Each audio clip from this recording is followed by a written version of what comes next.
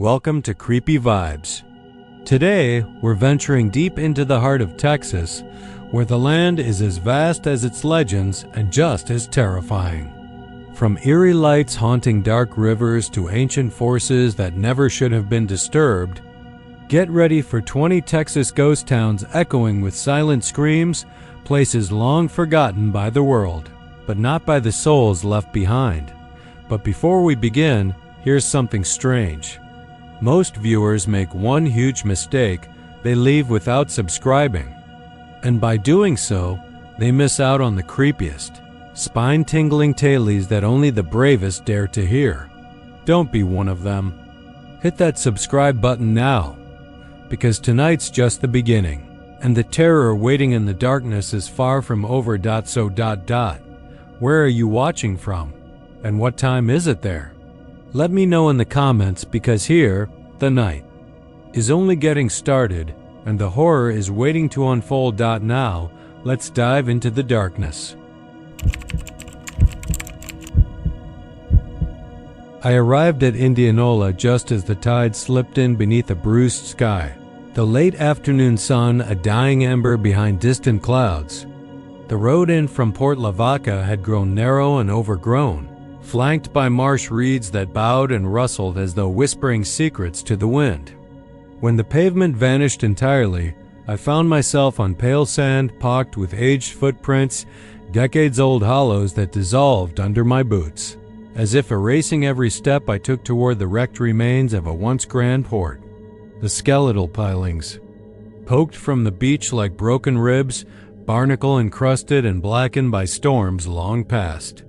Salt rose on the air in stinging gusts, carried by the Gulf's breath, and I knew immediately this place was alive with memory and menace. Even before dusk fell, the ruins seemed to squint at me with empty sockets of windows and doors, daring me to come closer. I set my pack beside an upturned crate and knelt to examine shards of green glass that might once have been panes in the warehouse walls. The timber beneath my fingers was soft and rotten, swallowing my grip with every touch. I closed my eyes, thinking for a moment I could hear the clatter of boots on planks and the thud of hemp coils as dock workers hauled cargo. At sunrise, my heart stuttered at the illusion, but when I opened my eyes, the crate was empty and the wind was silent. Shadows lengthened as the sun lurched toward the horizon, turning the sky a bruised lavender.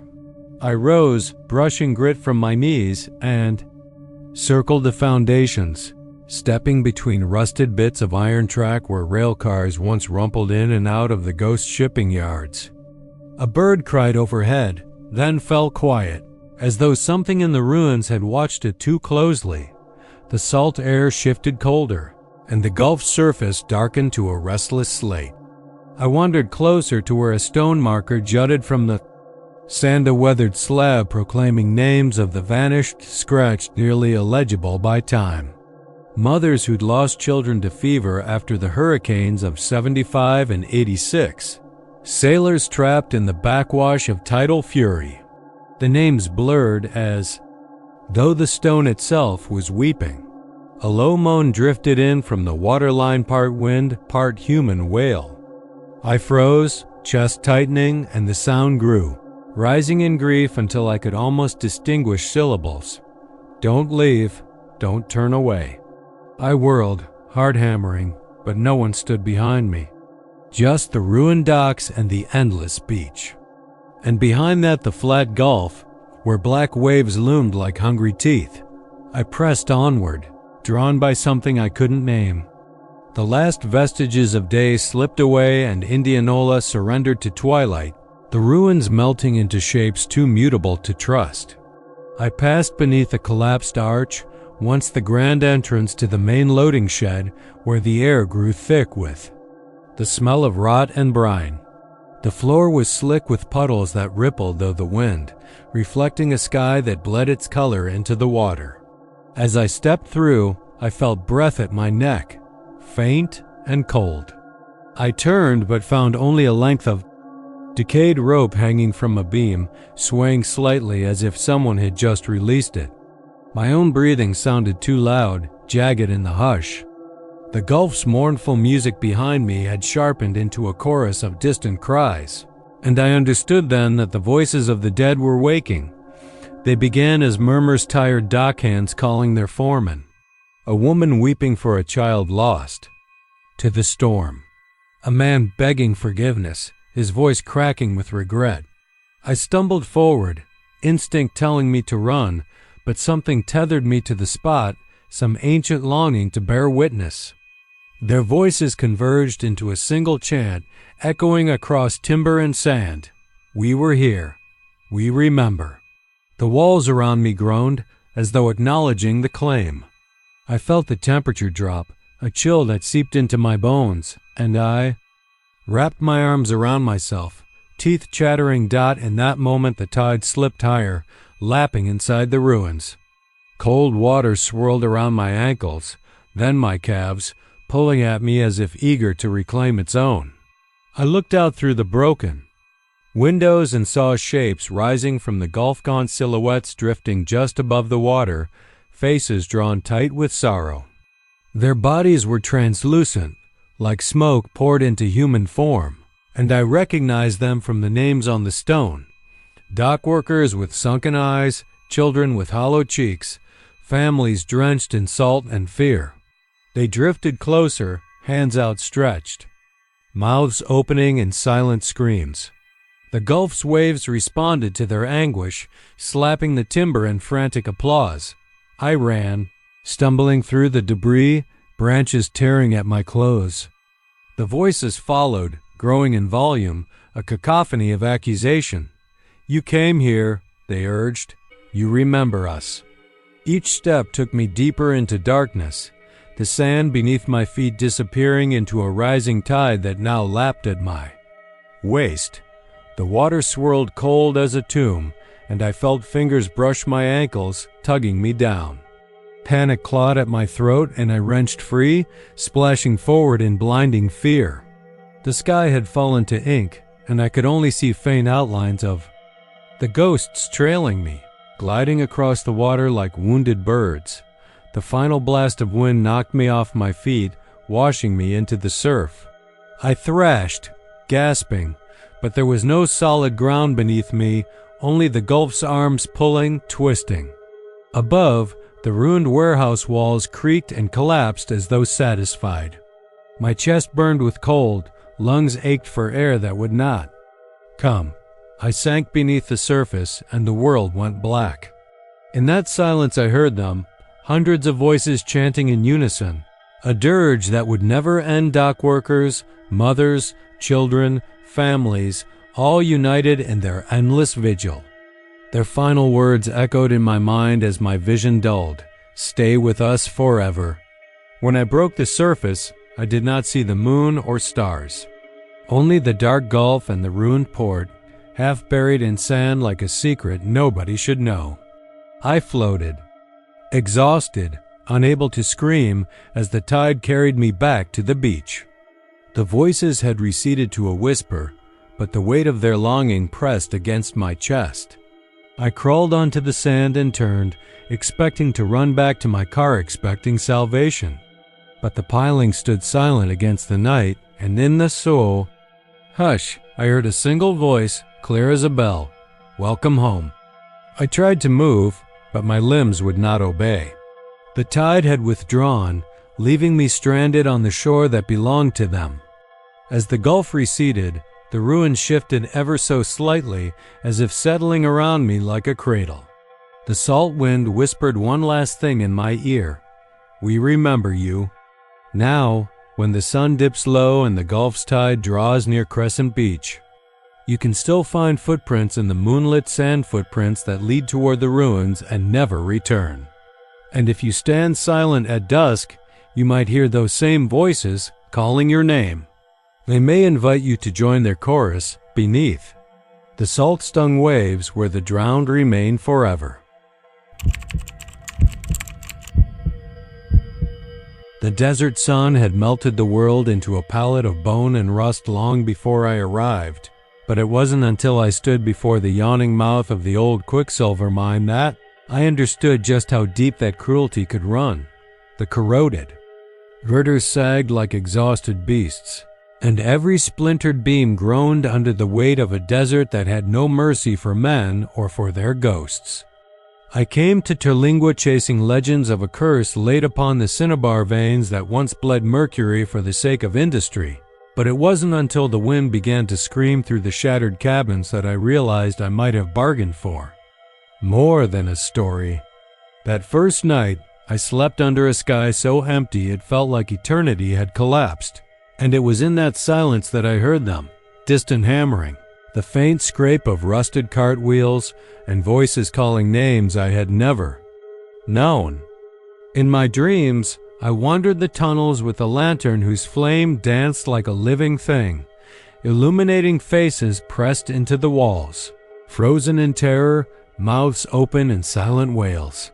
When dawn cracked the sky wide open, I found the lantern half buried.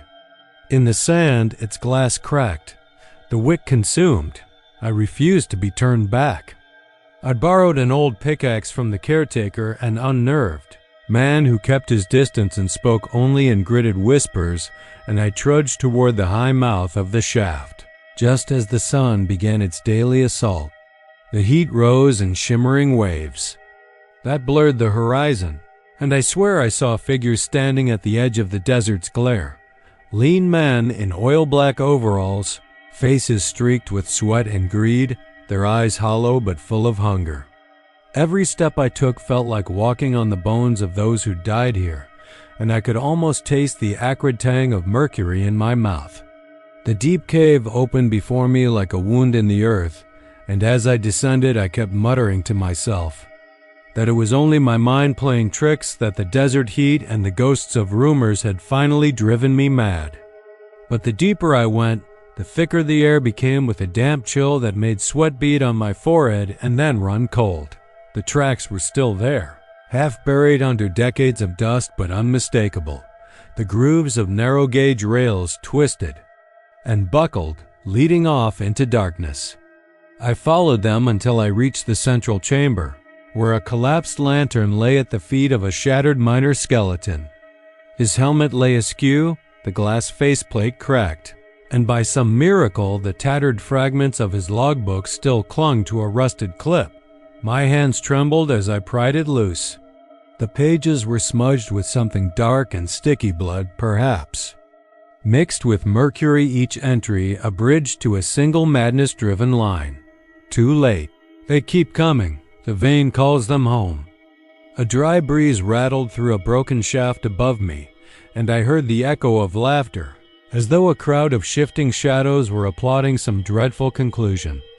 I tried to retreat, but every tunnel I turned down led me back to that chamber, as if the mine itself had decided I belonged there. Panic squeezed my chest until I thought it would burst, and the lantern's flame began to sputter, its light dancing in shapes that suggested bone-white hands reaching out from the walls. Then I heard the whisper, soft at first, so quiet that I thought I'd imagined it. "Stay with us." It came again, closer, 1,000 voices layered into a single breath that drifted across my neck like an icy finger. I spun around alone in the black, but when I turned back, a man stood at the edge of the lantern's glow, his form gaunt and twisted, eyes too bright in the darkness. He wore the cracked helmet, and his grin was just a fracture of shadow. Ran, heedless of the rails, heedless of the loose rock that crumbled beneath my feet. The laughter swelled behind me, a chorus of anguish and triumph, urging me onward. My boots struck the tubes like a heartbeat, every footstep a defiance against the gravity of the mine's sorrow.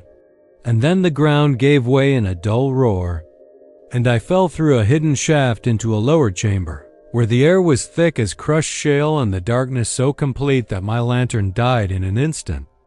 I hit the earth on my side, the taste of blood and dust filling my mouth, and the voices hovered at the edge of hearing, an intimate symphony of regret and vengeance. I don't know how long I lay there before crawling toward a faint shaft of dawn light. When I emerged, the morning sky was untouched by the horrors of the night. The caretaker found me collapsed at the mine's mouth, rambling about drowned miners and cursed cinnabar. He knelt beside me and pressed a trembling hand to my forehead, his eyes wide. "They let you go," he whispered. "But they never leave." "You?" I tried to laugh, but only a choked rasp came out. He pulled back his hand as if he'd burned himself, and I saw etched into his palm a smear of bright red, like fresh cinnabar dust clinging to his skin. I left Terlingua that afternoon, speeding away in a rented truck with the desert heat baking my cheeks. I never looked back, but in every rearview glance the shattered cabins and rusted cages seemed to lean forward, silhouettes bent in pleading or warning, I could never tell which. Now years later, I still wake in the dead hours with the desert, wind in my ears and the echo of that gaunt miner's grin in my mind. And every so often, when I remember too clearly, I feel a fine grit under my fingernails, a taste of mercury on my tongue, and know that someplace deep below the scorched surface of Terlingua, the mine is still breathing, still calling, and that one day it will claim me for its endless chorus. You weren't supposed to be on that road. That's what you kept telling yourself afterward. You had a delivery run up through Graham, headed toward Amarillo, with no reason to cut west toward Throckmorton. Your dispatcher hadn't rerouted. You? No highway closure, no weather alerts. Just a stretch of open road under a pale gray sky and that twitchy feeling in your hands, like something was guiding the wheel without your say dash so you saw the turnoff at the last second. Too old fence. Posts leaning like tired sentries, no sign, no gravel marker, just the hint of a path vanishing into mesquite and cedar. It looked like nothing. It should have been nothing. But your foot slid off the gas and your fingers flicked the turn signal out of habit. Why? Maybe you thought you'd find a shortcut. Maybe you thought you'd shake off the boredom.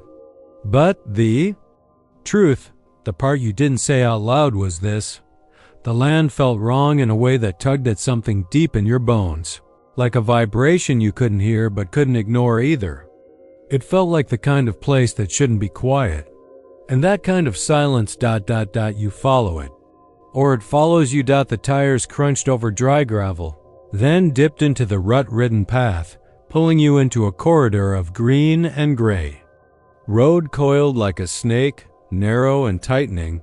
As the trees leaned in close, so close you started to question how often anyone came through here. The sun was still out, technically, but it didn't touch the road anymore. The canopy above thickened until the light felt washed out and stale, like it had been filtered through something foul. About a mile in, you saw it, a rust-red water tower rising out of the trees like a forgotten god. The letters were mostly gone, but one word still clung to the side like a scab: Creek. Not the name of a town, not one you'd ever seen on a map.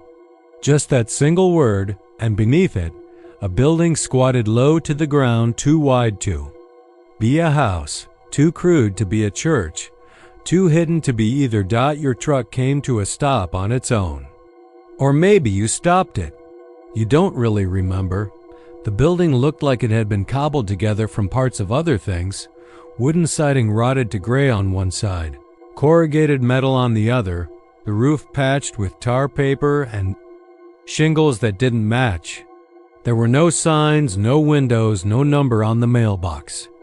Just a single door, closed. You told yourself you'd just take a look. Just snap a photo, maybe. One of those strange finds you could send to the group chat. Laugh about later. The moment you stepped out, the air hit you like a fist. It wasn't. Just hot. It was still. Dead. No wind, no birds, no bugs. Just the whisper of dust moving beneath your boots and the faint creak of your own bones shifting. The building didn't make a sound. Not at first. You walked toward it slowly, gravel popping beneath your steps. The door didn't creak open like in some movie. It didn't move at all. You put your hand on the handle, and it felt warm. Too warm. Inside was dim and wide, like a barn that had forgotten what it was meant to hold. The walls stretched back into shadow. You stepped in, eyes adjusting. The first thing you noticed was the smell. Leather, vinegar, something metallic underneath, thick and old, like blood that had been cooked into the walls. Then you saw the benches, rows of them, like pews, wooden, cracked, each one with a pair of boots neatly placed underneath. Not scattered arranged like someone was saving seats for ghosts. Some of the boots looked new. Some were moldy and hollow. One pair had dried blood at the ankle.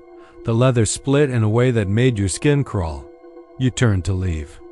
Your hand met air. The door was gone. You staggered backward, heart pounding, and looked again. Nothing.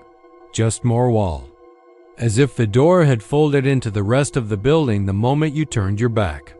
You ran your hands along the boards, searching for a seam, a latch, anything. But all you found was cold wood and the sensation of being watched. Not by a person, not even by a thing, just by the place itself. A low hum rose from the far end of the room. Not a machine, not a voice, a feeling. It vibrated in your ribs like a second heartbeat. You turned. At the far end stood a long, low table. Not a dinner table, not quite an altar. It was the kind of thing you'd see in a mortuary or maybe a meat locker. Something built for laying bodies flat, straps bolted into the wood. A dented metal pail underneath. You took a step back. Then came the whisper. Not a word, not at first. Just the sound of teeth sliding over lips, the dry drag of a tongue across gums. You've never heard that before, not outside of nightmares. But you knew it when it happened.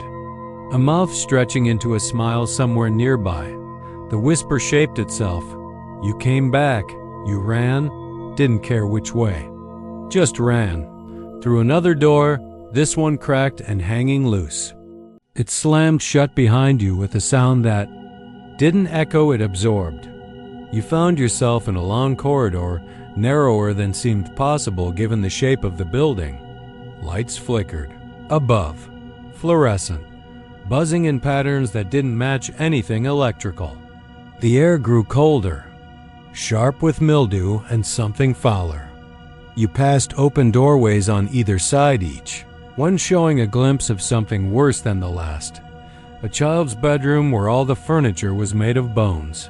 A kitchen where the stove was still warm, but the oven door pulsed like a breathing thing. A study where someone had written the word "stay" on every surface in dried black smears, hundreds of times, including across the mirror and in the mirror. Something watched you blink. You didn't stay. You kept running until the corridor bent sharply left, then dropped into a steep staircase with no railing. You stumbled down it, nearly pitching forward until you hit the concrete floor of a windowless room that hummed with the sound of slow dripping. Pipes lined the ceiling. A single bulb hung from a frayed cord, swinging slowly on its own. In the center of the room, strapped to a chair, was a mannequin. You thought it was plastic until it twitched. Its face was smooth and blank, but the body breathed. That's when you realized the skin wasn't plastic. It was stretched and sewn from pieces of something else. A badge lay on the floor beside it. A sheriff's badge, half melted. You picked it up without meaning to. It said. Hoyt. You dropped it and ran again through another door that had appeared in the far wall. You emerged in the open air. But it wasn't your truck. It wasn't the road. It wasn't the woods you came through. It was a field. Flat, endless, Texas.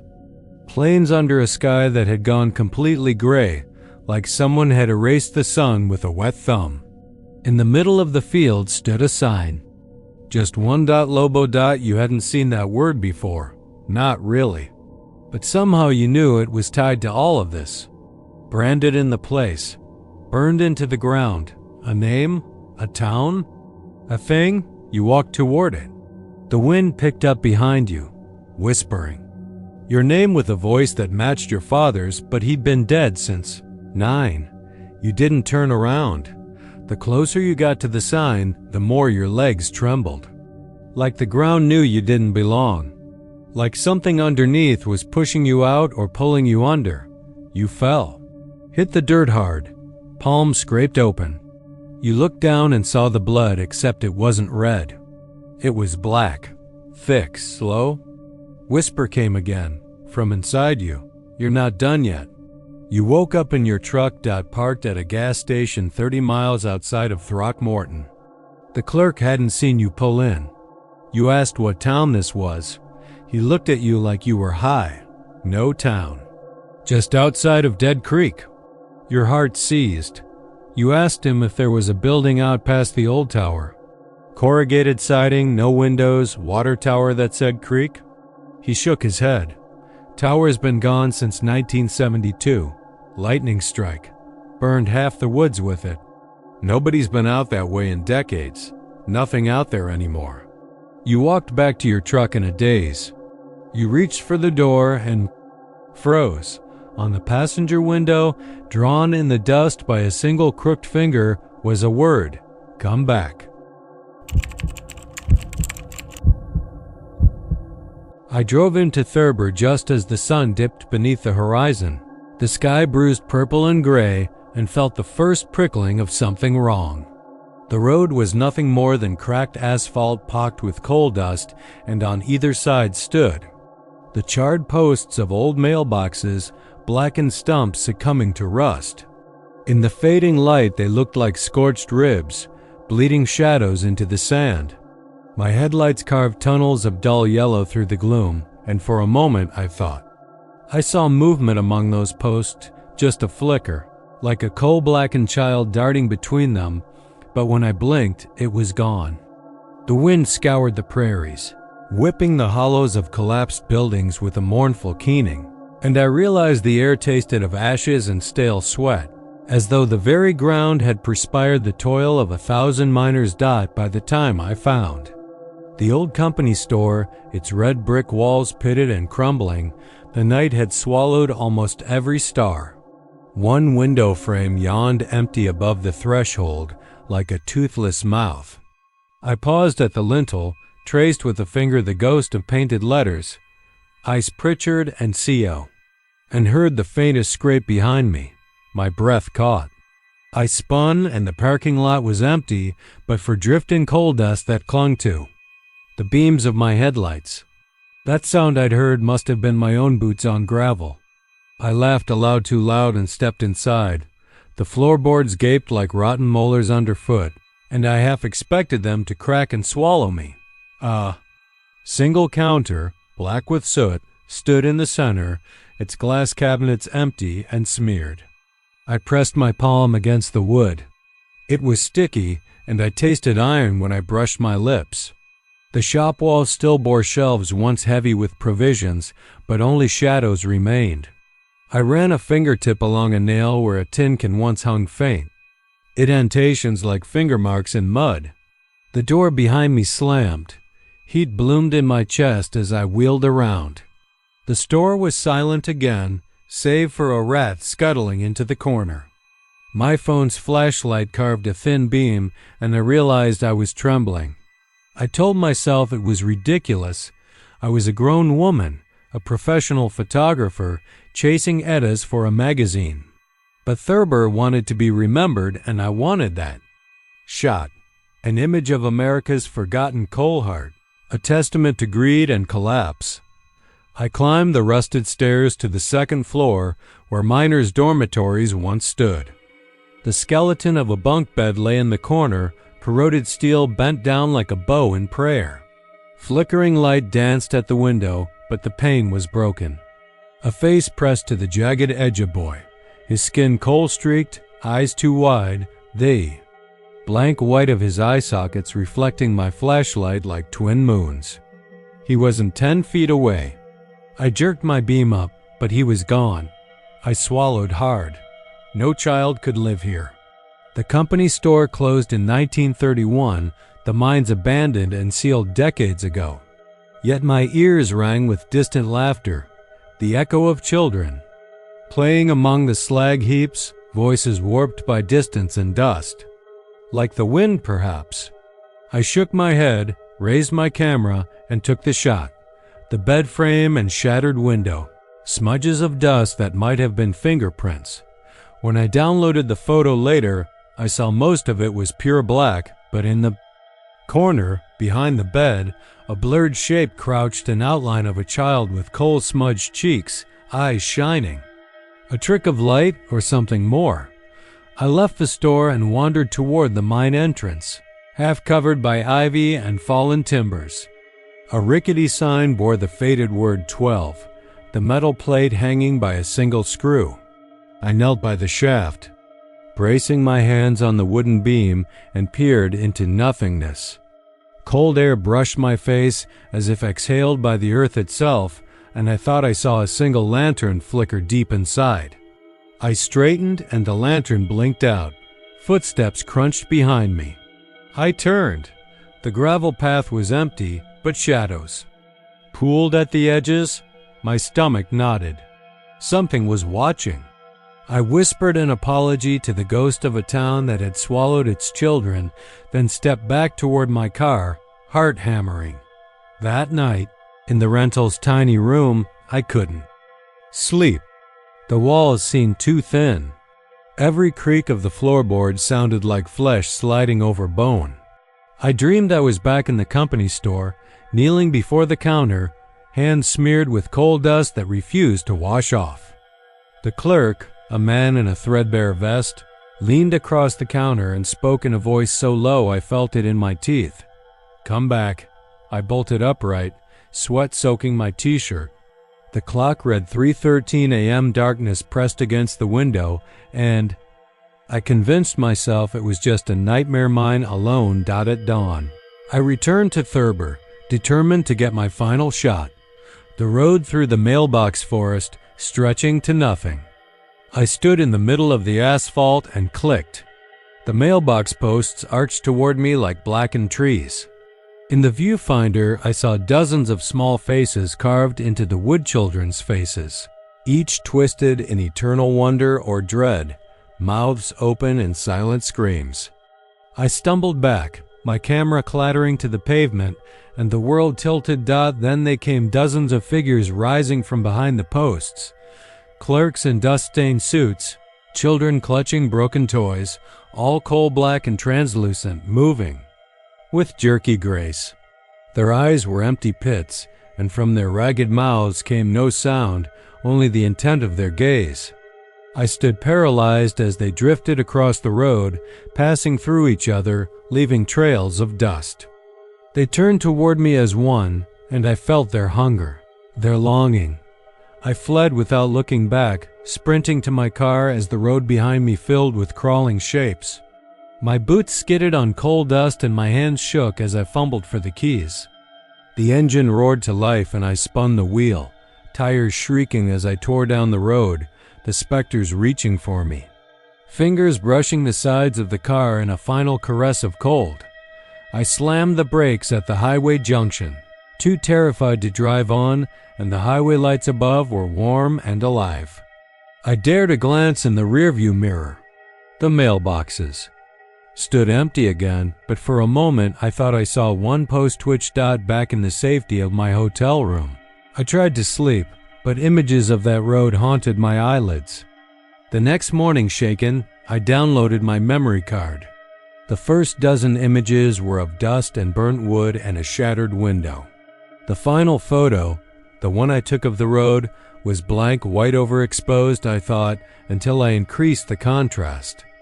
There, etched in charcoal gray, was a message drawn across the asphalt by the silhouettes of those children. Welcome home. I never returned to Thurber. I never spoke of what I saw. But sometimes, late at night, I swear I feel coal dust on my shoes. And when I dream, the company store clerk's whisper is louder. Come back. Come back. And I know that one day I will. You hadn't planned to stop at the old hotel. Just another relic in the long line of roadside skeletons along US 90, but the way its wind-bent sign creaked, like a voice rasping your name, made you ease off the accelerator. The desert air throbbed with heat even at midnight, and the hotel's half-standing facade cast long, jagged shadows that stretched toward you like grasping fingers. You killed the engine and listened. For a moment there was only the buzz of insects in the gloom, but then a low laughter drifted through the broken windows, too human to be carried on a desert breeze. A tumbleweed rattled across the rotting porch boards as you climbed out, every footstep echoing in a hush so complete it felt like drowning in silence. The front door sagged on rusted hinges, and the air inside tasted of stale sweat and something older, like dried blood under rotten floorboards. Dust motes drifted through. A single shaft of moonlight, dancing in the gloom as if testing whether anything alive remained. You found yourself stepping forward before your mind caught up, drawn by the incongruity of fresh footprints in the thick carpet of dirt that coated every surface. Someone or something had been here, moving through these corridors long after. The last guest fled. The narrow hallway stretched on, doors yawning open like empty throats. You passed an overturned chair, a tattered suitcase lying gaping on the floor, its contents long gone but for a single yellowed postcard showing the hotel in better days, smiling under a sky that never burned and winds that never whispered. You touched the postcard, fingertips scraping a line of something sticky, and looked up. The hallway's end dissolved into darkness, but you could hear the scuff of bare feet pacing just beyond sight, measured and unhurried. You swallowed, tasting grit and old fear, and pressed onward. The door at the far end led into what must have been the dining room, now a cavern of splintered tables and chairs strewn like broken bones. In one corner, a twisted lamp still flickered weakly, casting trembling shadows that crawled along the walls. You felt the hair on your neck stand on end as the laughter returned, closer now, and a chorus of voices joined in snatches of conversation, half-remembered names, pleas and taunts blending until you couldn't tell one from the other. You forced yourself to breathe, each exhale echoing like a nail driven into wood. Somewhere behind you, a door slammed shut. You spun, hard hammering, and fled back the way you came, but the hallway had changed. The door you'd entered through was gone, replaced by a blank stretch of wall mottled with peeling paint. Panic tightened your chest as you stumbled forward, hands scraping against the wall's rough surface until you found another door. It opened into a guest room frozen in time. The bed stood neatly made, sheets crisp and unspotted, and on the knit stand a small lamp glowed with an unearthly gray light. You crossed the threshold and the door slammed behind you. The light pulsed once, twice, and you sensed shapes moving in the corners of the room, shadowy figures peering from behind the dresser, staring from under the bed, lingering just beyond the beam of the lamp. You took a step back, tripping over something soft. You looked down and saw a child's shoe, cracked leather and worn laces trailing in the dust. Then you heard a small voice whisper, "Play with us." The words were sweet and pleading, but they tasted like rot. You turned to run, but the shadows shifted and coalesced into outlines of little bodies, skeletal limbs and hollow eyes, huddled in an unholy circle around the bed. Their mouths opened wide, forming silent screams, and you felt 1,000 fingers brush your skin. Your scream caught in your throat as the lamp snapped off, plunging you into darkness. You groped blindly, desperate for the door, but fingers closed around yours, cold, wet, and impossibly many. You dragged your hand away, but the grip followed, trailing down your arm like icy rivulets. You yanked open the window and scrambled through, glass cutting your palms, and dropped into the sand outside. You lay on your back, bleeding and shivering, watching the moon drift behind a wisp of cloud. The hotel's windows gleamed behind you, and you heard footsteps on the porch above, slow and deliberate. You forced yourself up and ran, sand spitting beneath your feet, the night air whipping at your face. You didn't look back until you hit the highway. where your car's headlights cut through the darkness like twin beams of mercy. You shoved yourself into the driver's seat, legs trembling so badly you could barely reach the pedals. When the engine roared to life, you slammed the car into gear and tore away, tires biting the tarmac as the hotel receded in your rearview mirror. You didn't dare glance again until the sign was far behind, yet in the mirror you swore you saw a pale hand wave at you from the broken window, slender fingers beckoning you back. Your chest heaved as you sped onward, desperate to leave that place behind. But sleep claimed you before sunrise, the desert road humming beneath your tires. You woke at dawn in a gas station parking lot 20 miles east of where you thought you'd been, the sun already climbing high enough to strip the night of its comfort. You ran your hand over the blood dried on your palms, but found nothing, only the lingering ache where the glass had slashed. You checked the trunk, half expecting bodies, but it was empty. Behind you, on the dusty window of your car, someone had scrawled a single word in the grime, Loboteca. You stared at it, mind twisting, until your reflection shimmered and the letters blurred into something else, Lobo. And then on the highway, etched into the black asphalt as if burned there, you saw a second message that made your blood freeze. Come back. I rolled into Shafter just before dusk, the horizon bleeding rust and purple where the desert met sky, and I felt a weight settle in my chest the moment I crossed the old cattle guard. No sign of life in sight, only half-buried foundations and the skeleton of an adobe church squatting defiantly over collapsed mine shafts like a gargoyle perched on a cathedral's edge. The wind was dead still, which felt wrong in West Texas, where the breeze usually carried mesquite scent and the soft rattle of tumbleweeds. Here, everything was silent, as if the world were holding its breath, waiting for something to happen. They said the rope to the bell had snapped decades ago, back when the mine still pumped black dust into the night air. The church bell, too, was supposed to be useless, its rope frayed and long gone, yet locals swore they heard it toll at midnight on windless evenings, a hollow knell that rolled across the flats and into your bones. Some said it was the miners' ghosts, summoning the living to join them underground. Others claimed the earth itself mourned the lives it swallowed, and that the bell was the planet's lonely heartbeat. I didn't believe any of that until I stood inside that shell of a sanctuary and felt the hush of centuries pressing in. Found the church by following a cracked trail of old wagon wheel ruts, the rails half buried in sand. The paint on the adobe walls was faded to the color of dust. The doors hung on rusted hinges, yawning open like a gaping maw.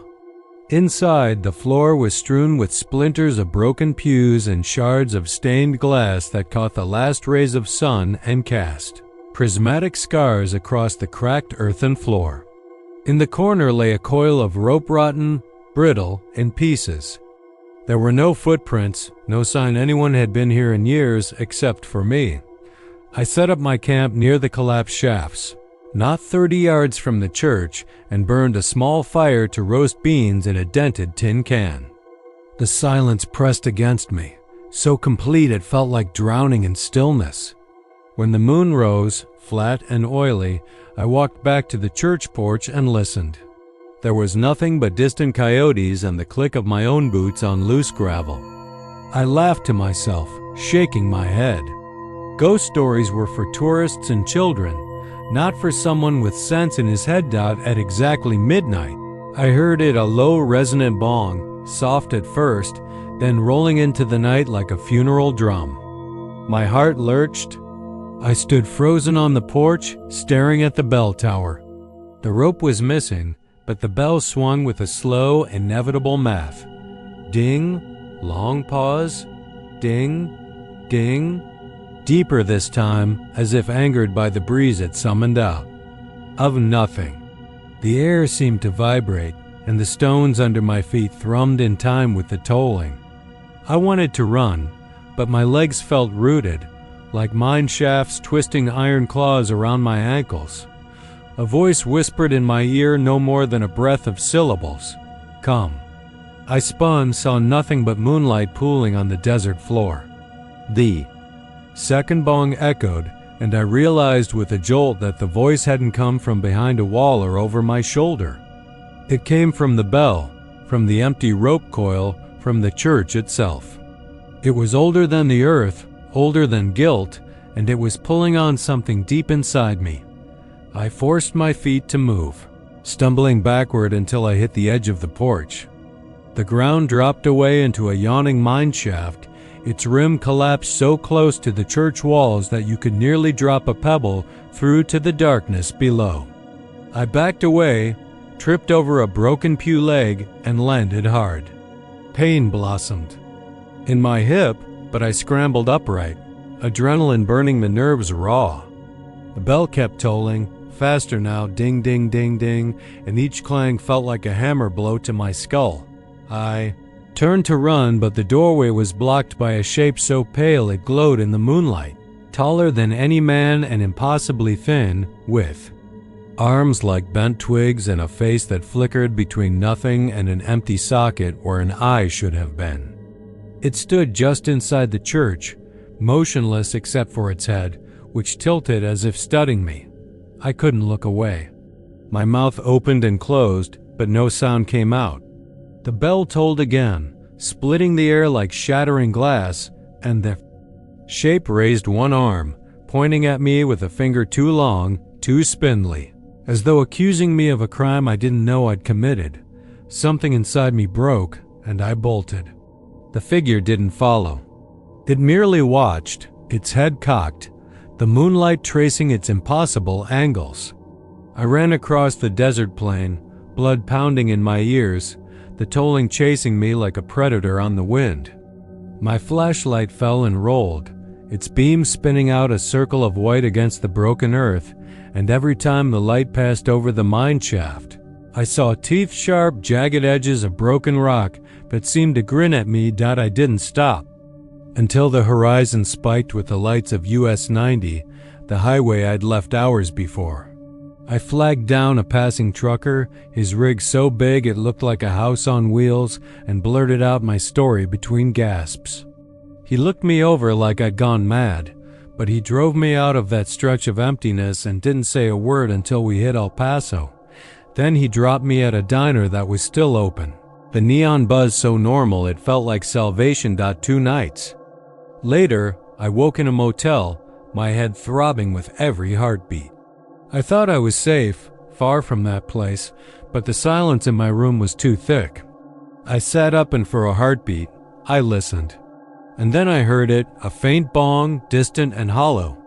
Like the echo of something half remembered, my skin crawled. I sat in bed, frozen, until my eyes flicked to the corner of the room. There, lying coiled on the floor, was a length of frayed rope, its fibers gray with dust and age. I didn't recognize where it came from. I hadn't brought anything but my clothes and a few supplies. The bell tolled again, and I heard that same wind whisper voice, so close now it felt like it was inside my skull. I closed my eyes, squeezed my lids against the memory of that shape in Shafter Church, and tried to scream. But no sound came out. When I opened my eyes again, the rope was gone and the tolling had stopped. I checked out at dawn and haven't slept more than an hour at a time since. At night, I wake to the silence of my own apartment, clutching sheets soaked in sweat, convinced that any moment I'll hear the bell again. Because you can leave a place, but sometimes a place doesn't leave you. And in Shafter, the bell still tolls for those who wander too close, and the rope always finds a way to come home. I drove down the half-forgotten county road that wound through what used to be Saragossa before the F4 tornado ripped its heart out on that terrible May evening in 1987, and the headlights caught only tall grass and rusted trailer frames leaning into the breeze. The world smelled of dry earth and ozone, as if a dying storm were breathing its last across the empty plains. My tires crunched over shards of shattered glass fragments of what once were windows, now glittering in the headlight beam like broken teeth. Behind me, my engine fell silent, as though even the machinery refused to disturb this place. I stepped out, the heat of the summer night settling around my shoulders like a wet blanket, and raised my camera to record what should have been nothing more than a deserted field. But there was movement at the edge of the light, a swirl in the grass that pulsed like a heartbeat. At first I thought it was just wind, but the blades twisted and curled into shapes, hunched backs, ragged coats, terrified faces frozen in the moment before their world was torn apart. I lowered the camera and blinked. The shapes wavered then, resolved into a procession, like mourners trudging toward some unseen grave. A child's laugh, hollow and distant, rippled through the air, and suddenly I was certain I was not alone. My throat went dry. I could feel them watching, the long-dead residents of this town, caught forever between life and oblivion. The sky above churned low, swollen with roiling clouds that threatened rain but sent only a hot draft rippling across the field. My flashlight beam caught on a mangled swing set, its chain squeaking as if touched by unseen hands, the seat hanging at a grotesque angle. I remembered the news footage, how the tornado had come out of nowhere, a black funnel that swallowed barns and churches and families whole. They said 30 people died here, but I think there were more who vanished without a trace. The grass beneath my boots felt spongy, as if I were walking on graves, and every step stirred up dust that glimmered in the beam, catching the shape of hands reaching up, begging not to be buried again. I raised the camera, my fingers trembling, and recorded the dance of dust and shadow. The child's laughter turned to weeping, and then to whispers that wound around me, insistent and pleading, like a prayer half remembered. "Help, help us." They sighed, and my skin prickled as a cold wind blew through me, though the night was still. I fumbled with my recorder, but all it captured was silence and static. I backed away, my eyes flicking to the horizon where an old church steeple, half buried, jutted from the grass like a crooked finger pointing skyward. The bell inside had been yanked free decades ago, yet I could swear I heard its toll, a hollow clang that echoed in my chest. I felt a presence at my back and turned to see a figure shrouded in dust, features blurred as if seen through frosted glass. The shape lifted its head, and I saw the hollow sockets where eyes once were, eyes full of fear, longing, rage. I stumbled backward, my heart beat a drum in my ears, and tripped over what should have been a rusted wheel rim. The figure drifted toward me, raising an arm crooked at the elbow, a silent invitation or a warning I could not decipher. Lightning split the sky, bright as bone, and for a heartbeat I saw the town reborn. Streets lined with clapboard houses, children playing in dusty yards, neighbors calling across fences. Then the vision shattered like glass in the thunderclap, and the storm blew the dust into itself, swallowing that fleeting glimpse of life. I scrambled for the car, hands clawing at blades of grass that seemed to pull me down, rooting me in place. The pavement was gone, eaten by weeds, and my foot struck nothing but air. When I finally righted myself, racing toward the skeletal frame of my truck, I saw more figures emerging from the grass, a mother clutching an infant, their faces twisted in the agony of the final moments. A farmer with his hat blown off, hands raised against the roaring wind. A teacher with chalk in her hand, mouth open as if to call out to her students. They stood frozen, their forms flickering like images on an old film reel.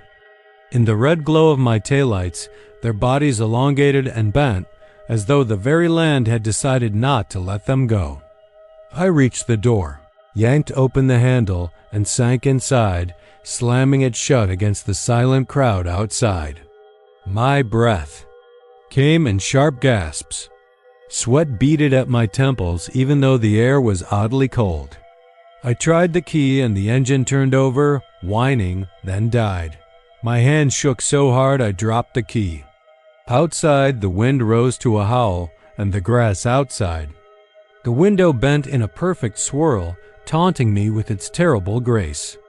The swirl expanded, pulling away at the edges of reality, revealing the raw wound of the tornado's passage, streaks of mangled metal, splintered wood, and the whitened bones of those buried beneath.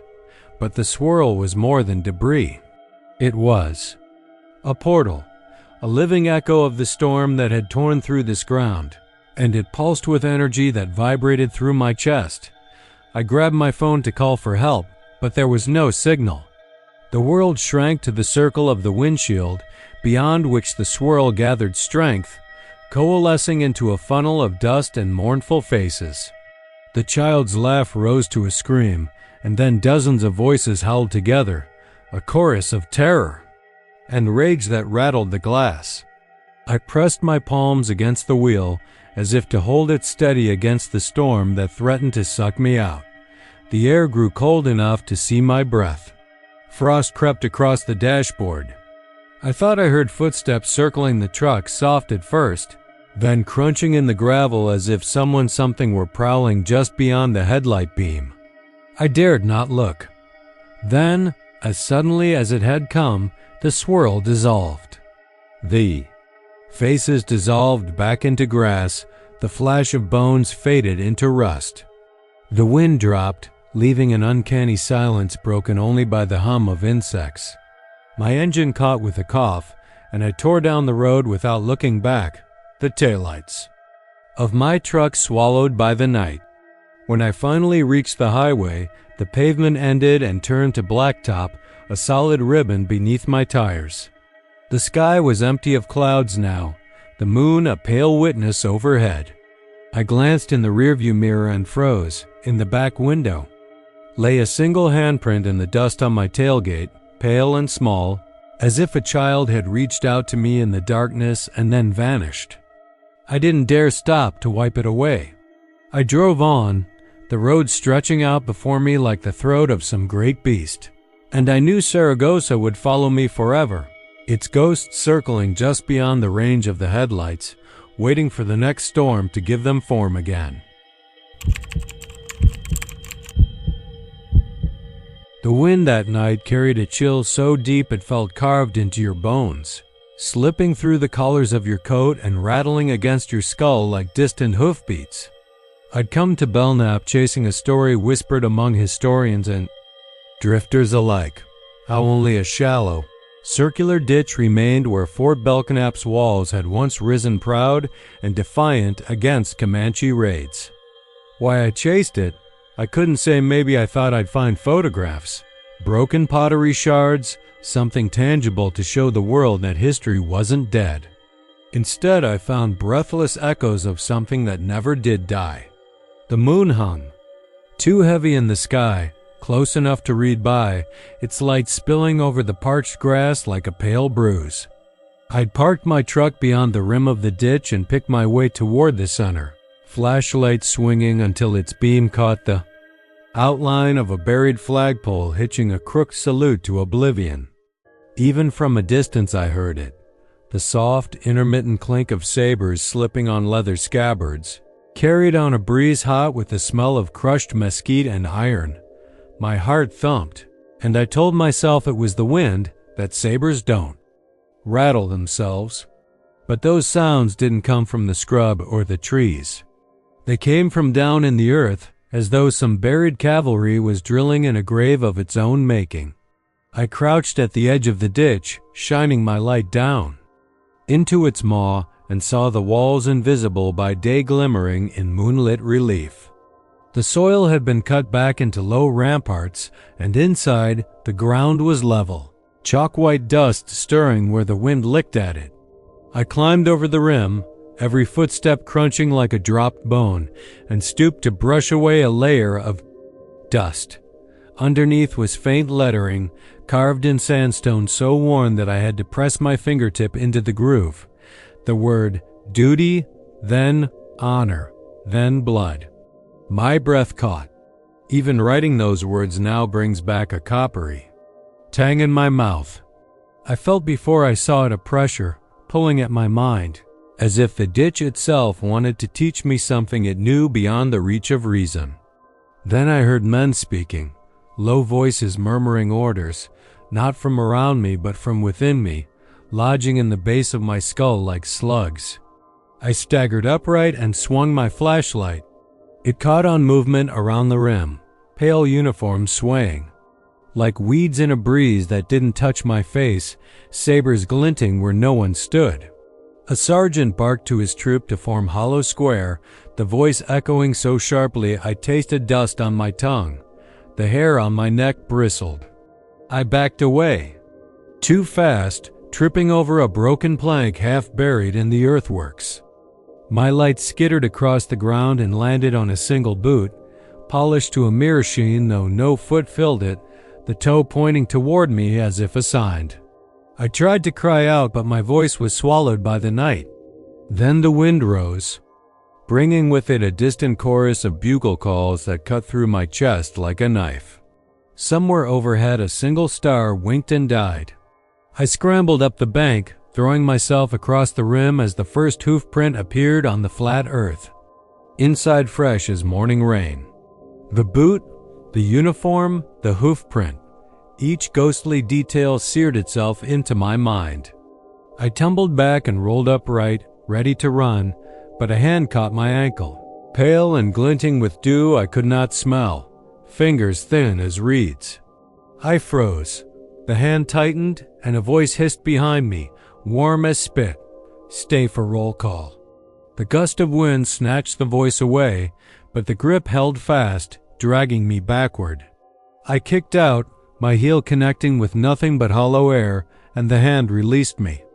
I broke into a run, stumbling through the ditch's breach, palms scraping against the dry earth until I cleared the rim and darted toward my truck.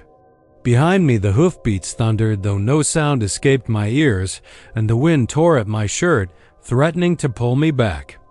My flashlight lay in the ditch, beam swinging like a dying thing. I could have left it there, left that place forever, but something compelled me to look back. The beam caught a row of phantom riders, their faces hidden beneath slouched hats. Sabers raised in salute. Their eyes, hollow sockets of moonlight, fixed on me with the patience of stones. Then the beam snapped off as my foot hit the edge of the tailgate. I tumbled in, slammed the door, and heard the lock click shut. My fingers fumbled for the key, vision swimming. When the engine turned over, the sabers fell silent, and the truck lights broke the spell. All that remained was the ditch, empty and still as a cradle. I drove away with my heart pounding a rhythm that wouldn't slow, windows down though the night stung my lungs. Through the rearview mirror I saw nothing but the dark horizon. In every corner of my mind, though, I carried the weight of those ghostly sabers, those clipped commands that haunted the wind. When I crossed the county line, the radio crackled with static that whispered duty, honor, blood until I tore it off. I have the photographs' blurred shapes and gray buried under my bed in a shoebox. I don't dare look at them twice. Some nights, when the moon is too full, I hear a distant bugle in the breeze, and the sabers rattle just beyond my door. I tell my friends I'm imagining things. I tell my friends I'll move away, but I never do, because I know the ditch waits. For me, endless as an open grave, and some promises don't end when the earth covers your bones. I first came to Anarene on a hot September evening, the sky a bruised purple bruise pressed against the horizon, and I'll never forget how the wind tasted of rusted iron and forgotten farewells. The highway curved past scrub mesquite and barbed wire as if trying to steer the living away from that hollow of a place, and even before I saw the crumbling brick of the old depot, I heard it soft, distant, like an echo searching for a body to haunt.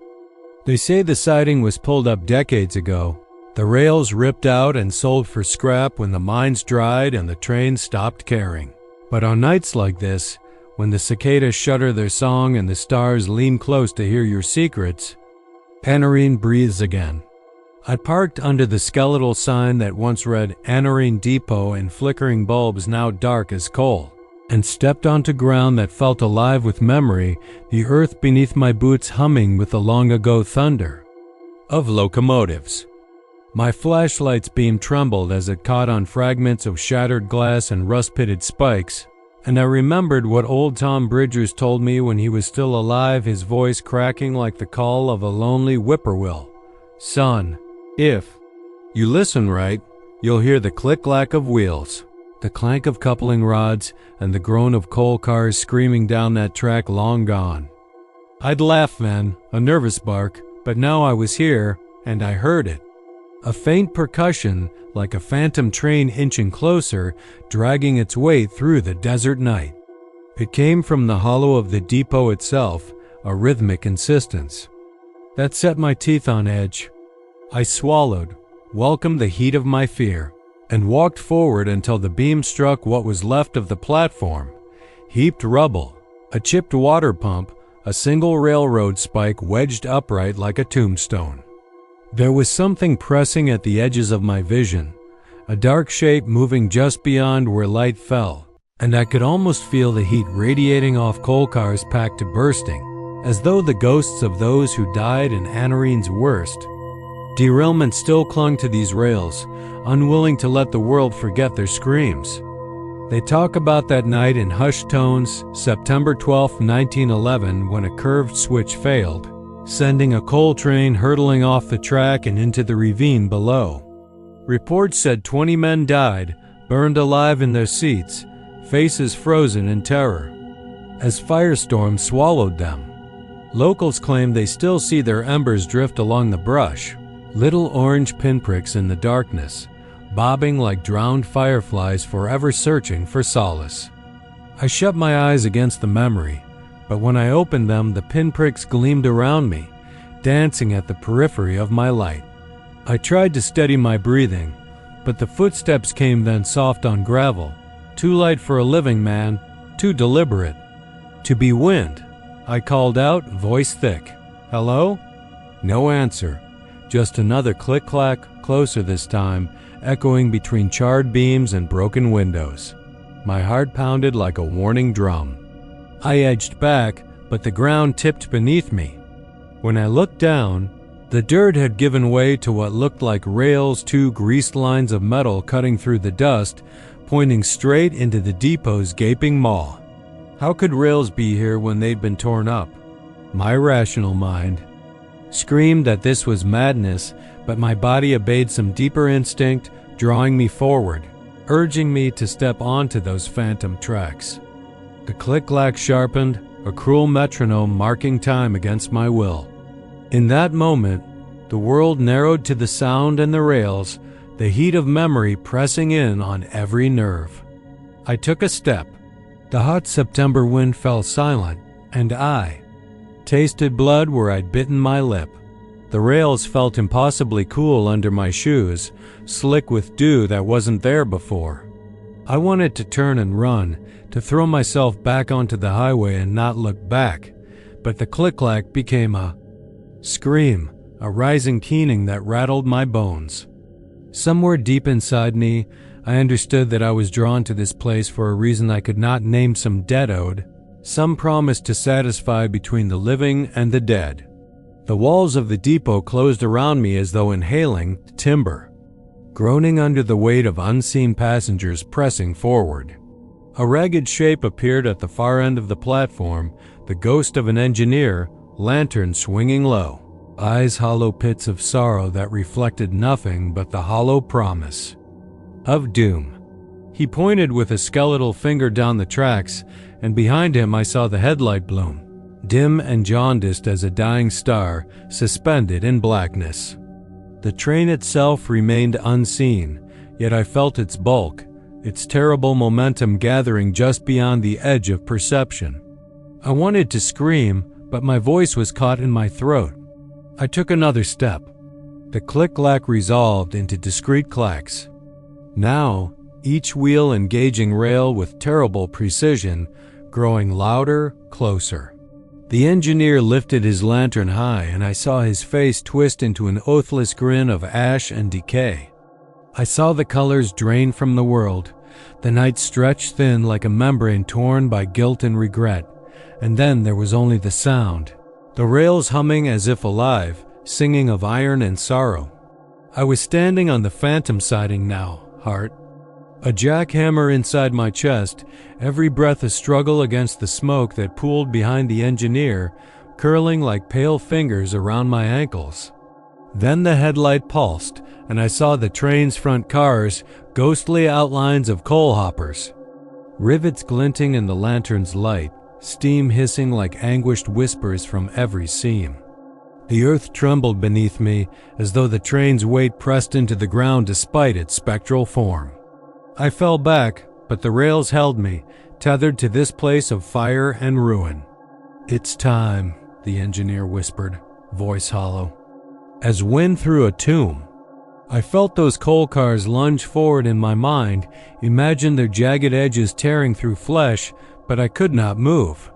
A hand pale and dead closed around my wrist, and I recognized the scent of cold ashes and tobacco. From a man who died a century ago.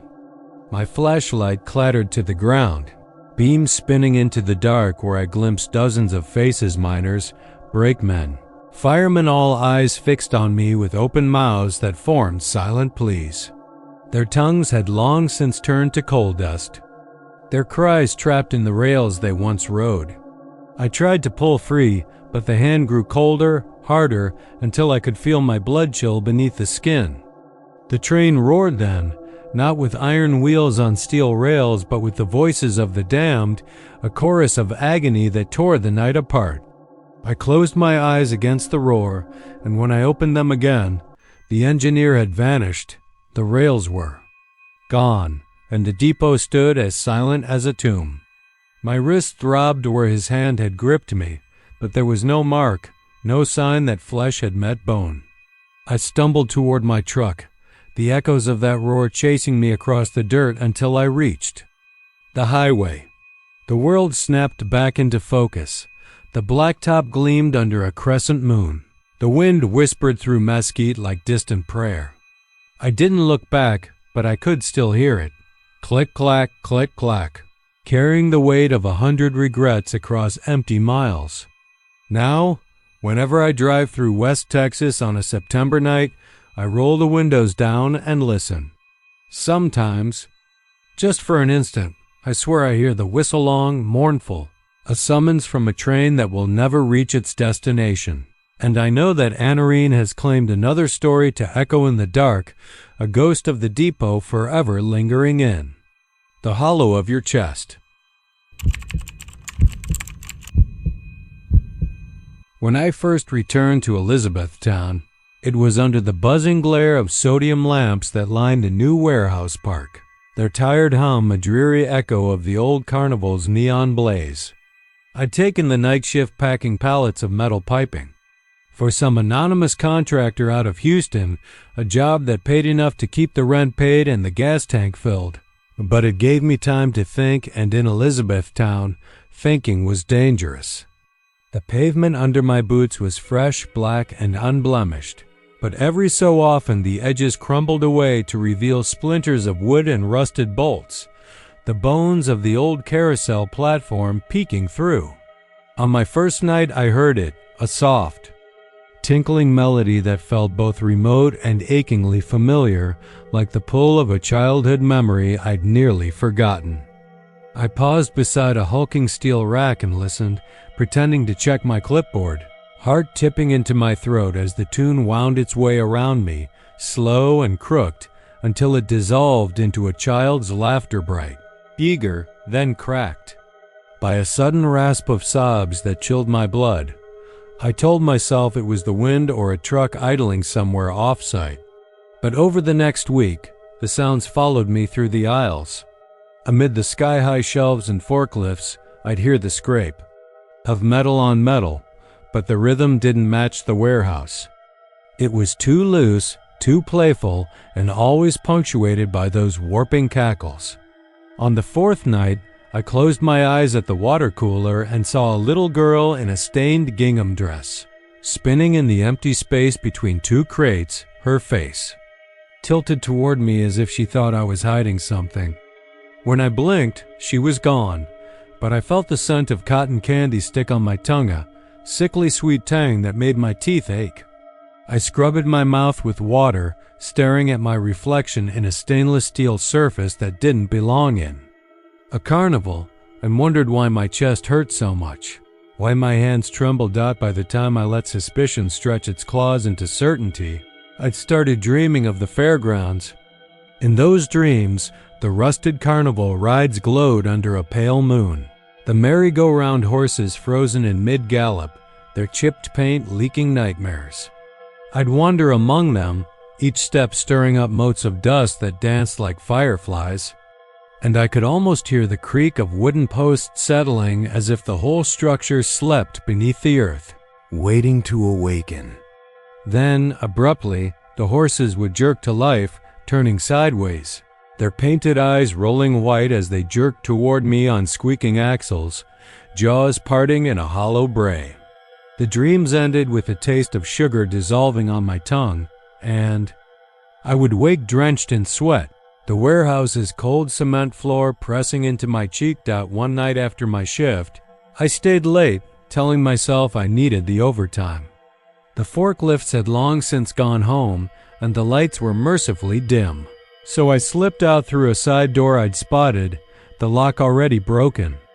Outside, the air was thick with humidity, clinging to my shirt like a living thing. I walked toward the west end of the complex, where the warehouse walls met an unmarked lot. There, under the weak glow of a single lamp, the carousel platform lay half buried in gravel and patches of crabgrass. Its iron railings formed a crooked circle, and in the center a battered organ box moaned, though no one touched it. I could see the grooves where the carousel poles had once slotted, rings of rust staining the wood. Something about it felt like looking at a skull, the empty eye sockets promising death. I stepped onto the platform, the wood groaning under my weight, and the music started up slow at first, then faster. An off-kilter waltz that seemed to revolve the world. I wanted to run, but my legs refused. The air shifted, and I smelled cotton candy again, that ghost sugar sweetness.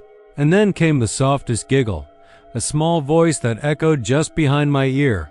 I spun, but the lot was empty. Shadows pooled in the corners of my vision, shifting, whispering. A pale shape glided into view, a boy in overalls, clutching a single stick of flossy pink confection that hung limp and melting. He tilted his head, lips stained dark, eyes hollow. His fingers twitched as he held out the candy. "Want some?"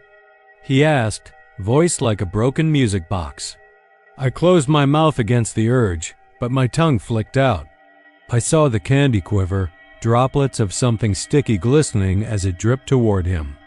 Then his face crumpled, the smile tearing into a silent scream, and before I could step back, his head snapped forward and leaned so close I could feel his breath cold and sour, like rotting fruit.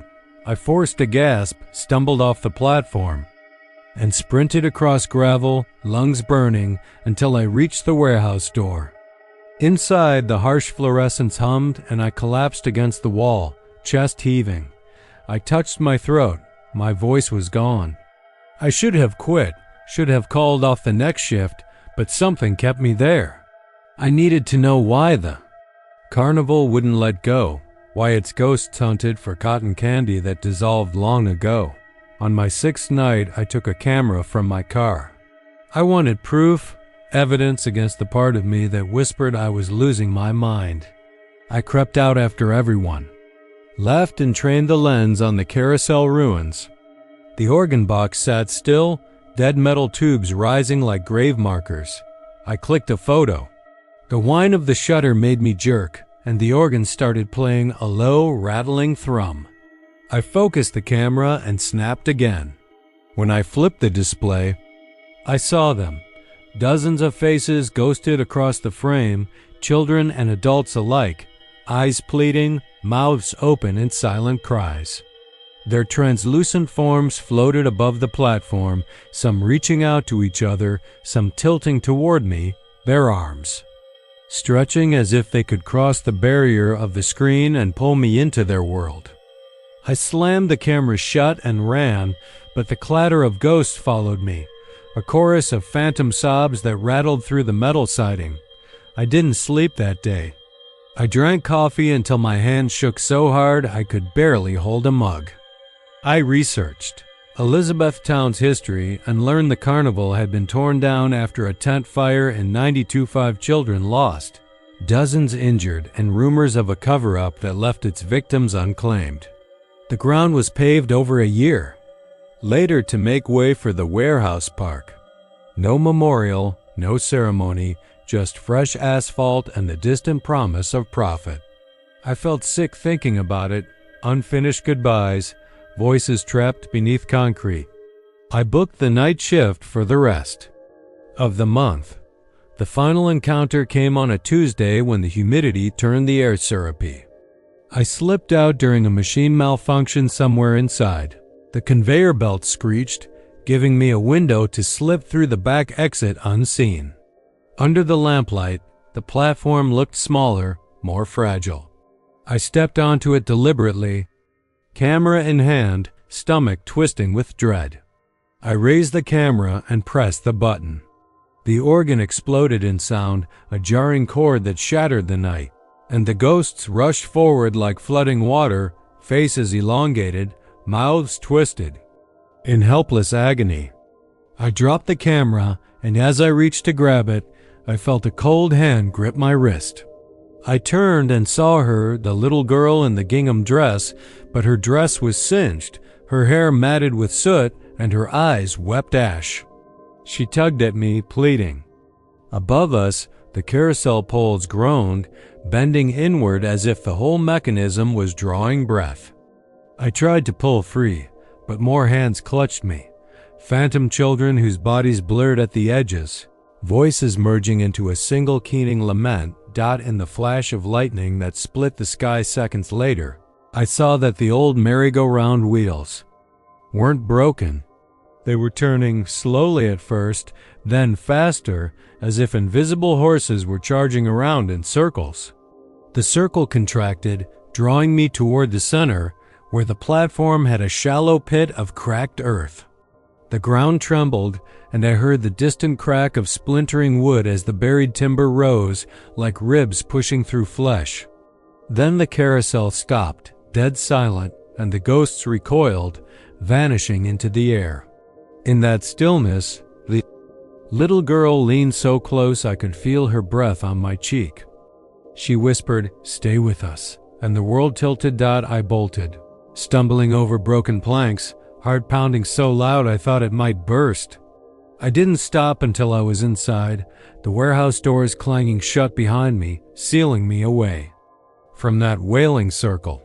My coworkers found me slumped by the loading bay, eyes wild, clothes torn and stained with gravel and something darker. They called an ambulance, but I refused to go. I packed my things the next morning and left without looking back.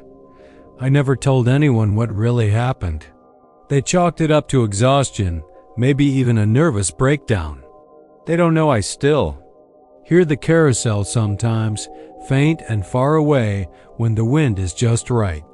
And late at night, when I close my eyes, I swear I can taste cotton candy on my tongue, sweet and sticky, dissolving as quickly as it appeared.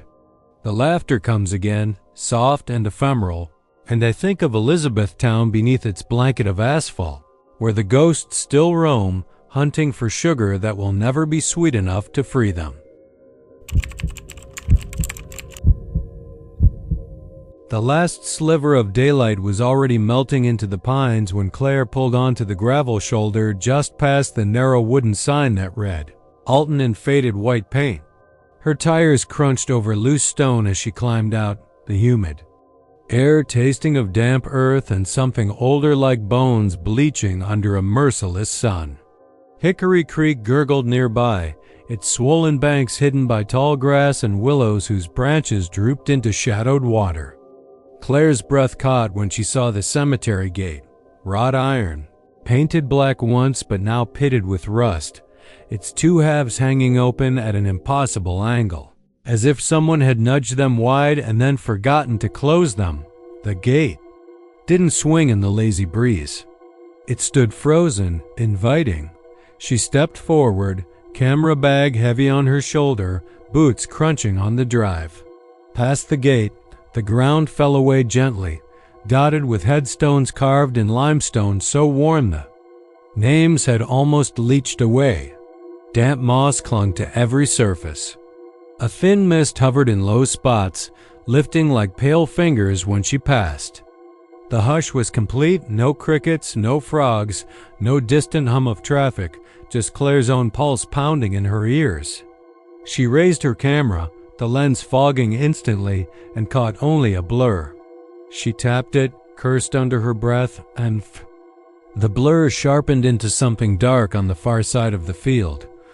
A horse trough half buried in grass. Near it, a statue of an angel, one wing snapped off at the shoulder, its face eroded into an anonymous blur. Even without eyes, it seemed to be watching. Claire had come for the stories. Rumors of children dying in floods decades ago, of a caretaker who disappeared into the sugar pines and was never seen again, of mourners who found their loved ones missing from graves only to discover them buried in shallow hollows beneath fresh earth. Local gossip called it restless, cursed, hungry. But she believed there was a rational explanation, and she intended to find it. She walked between the rows, each step releasing tiny clouds of moisture. Her flashlight's beam carved a tunnel of yellow in the dark, illuminating dates that slid backward as she moved deeper. 1932, 1917, 1899. Soon the markers were broken stumps, leaning at impossible angles, half submerged in oak roots that had claimed them centuries ago.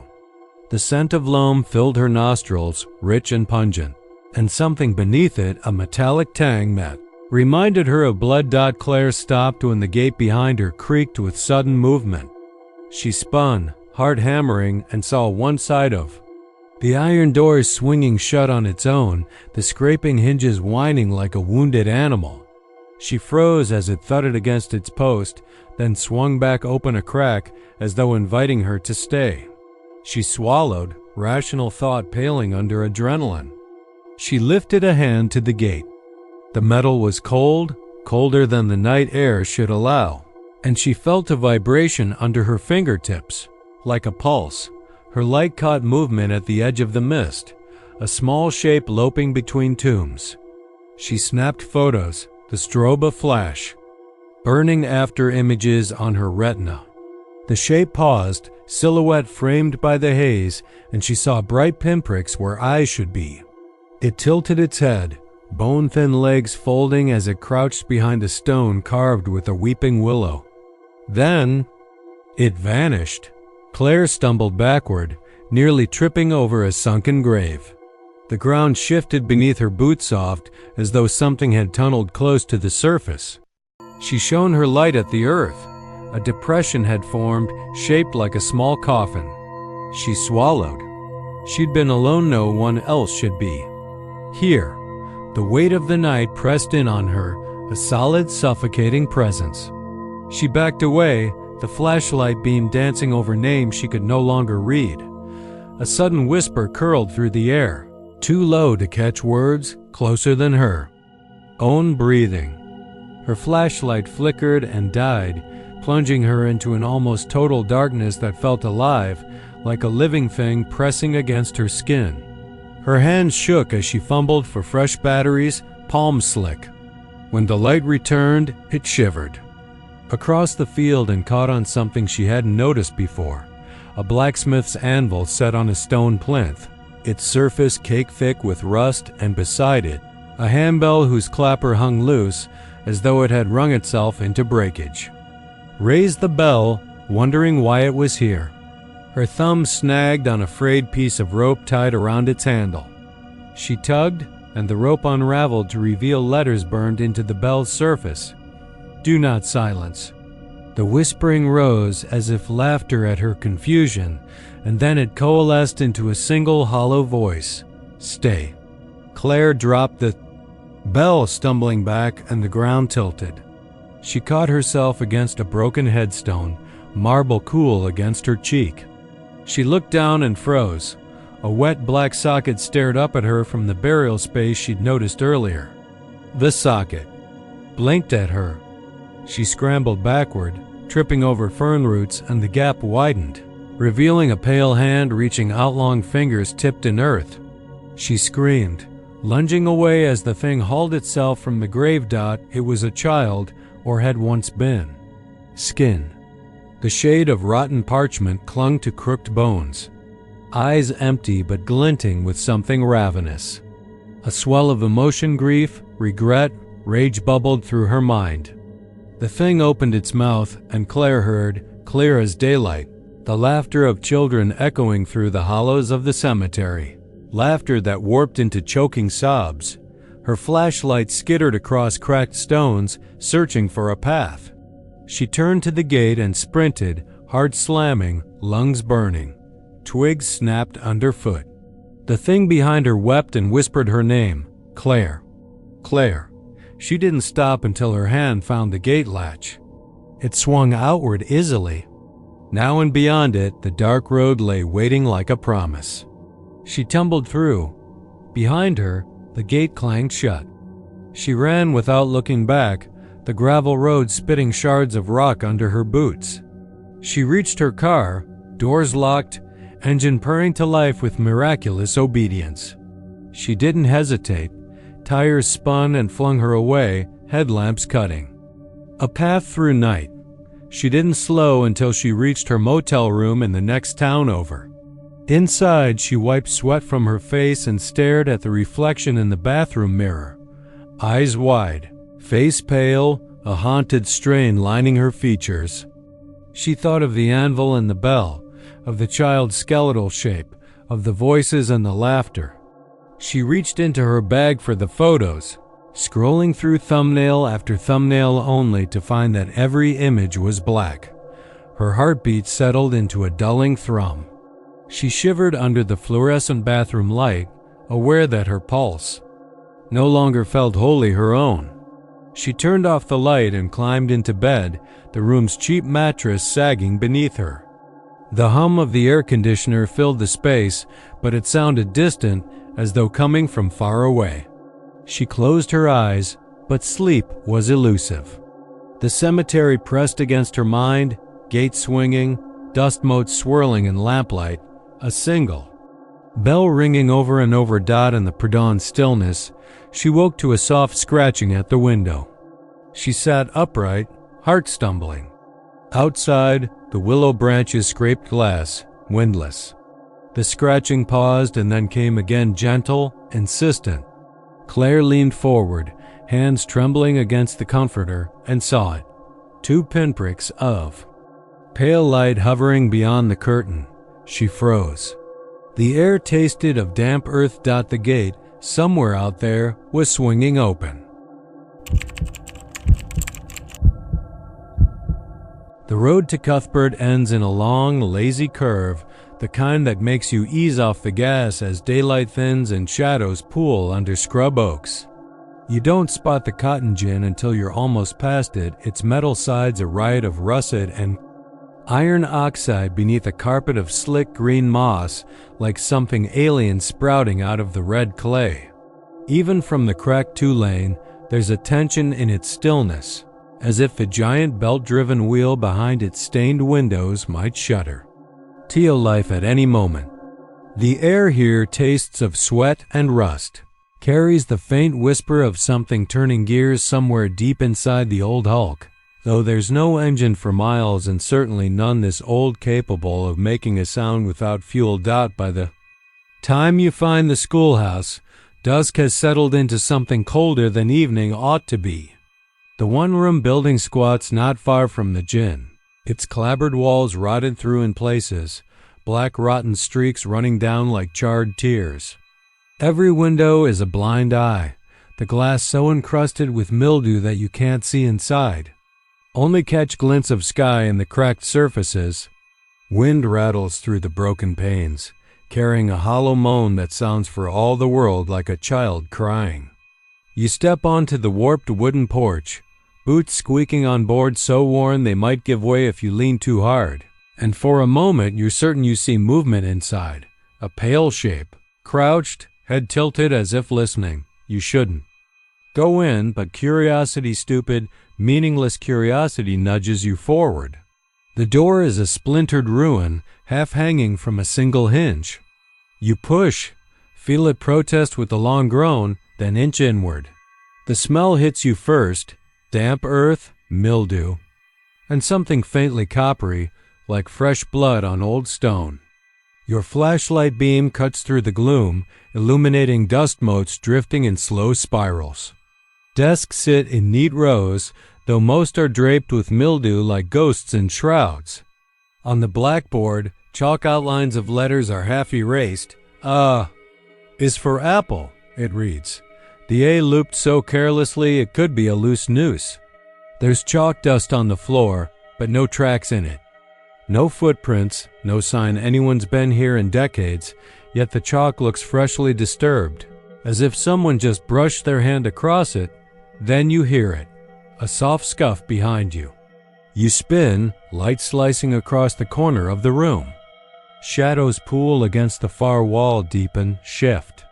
You tell yourself it's the wind, maybe a branch tapping the building, but your skin crawls because the scuffing comes again, deliberate. You whisper, "Hello?" and your voice sounds strange in the quiet, like a clue dropped into an empty well. The scuffing stops. You hold your breath.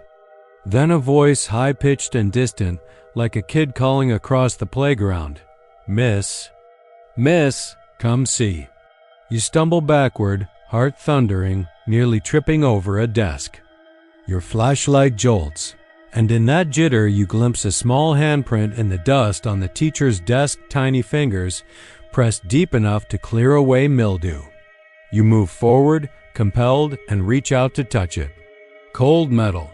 The corner of the desk is icicle cold under your palm, though the air is still warm. You drop your flashlight. It clatters, rolls under a desk, sending a silver beam dancing across the wall. That's when you see them.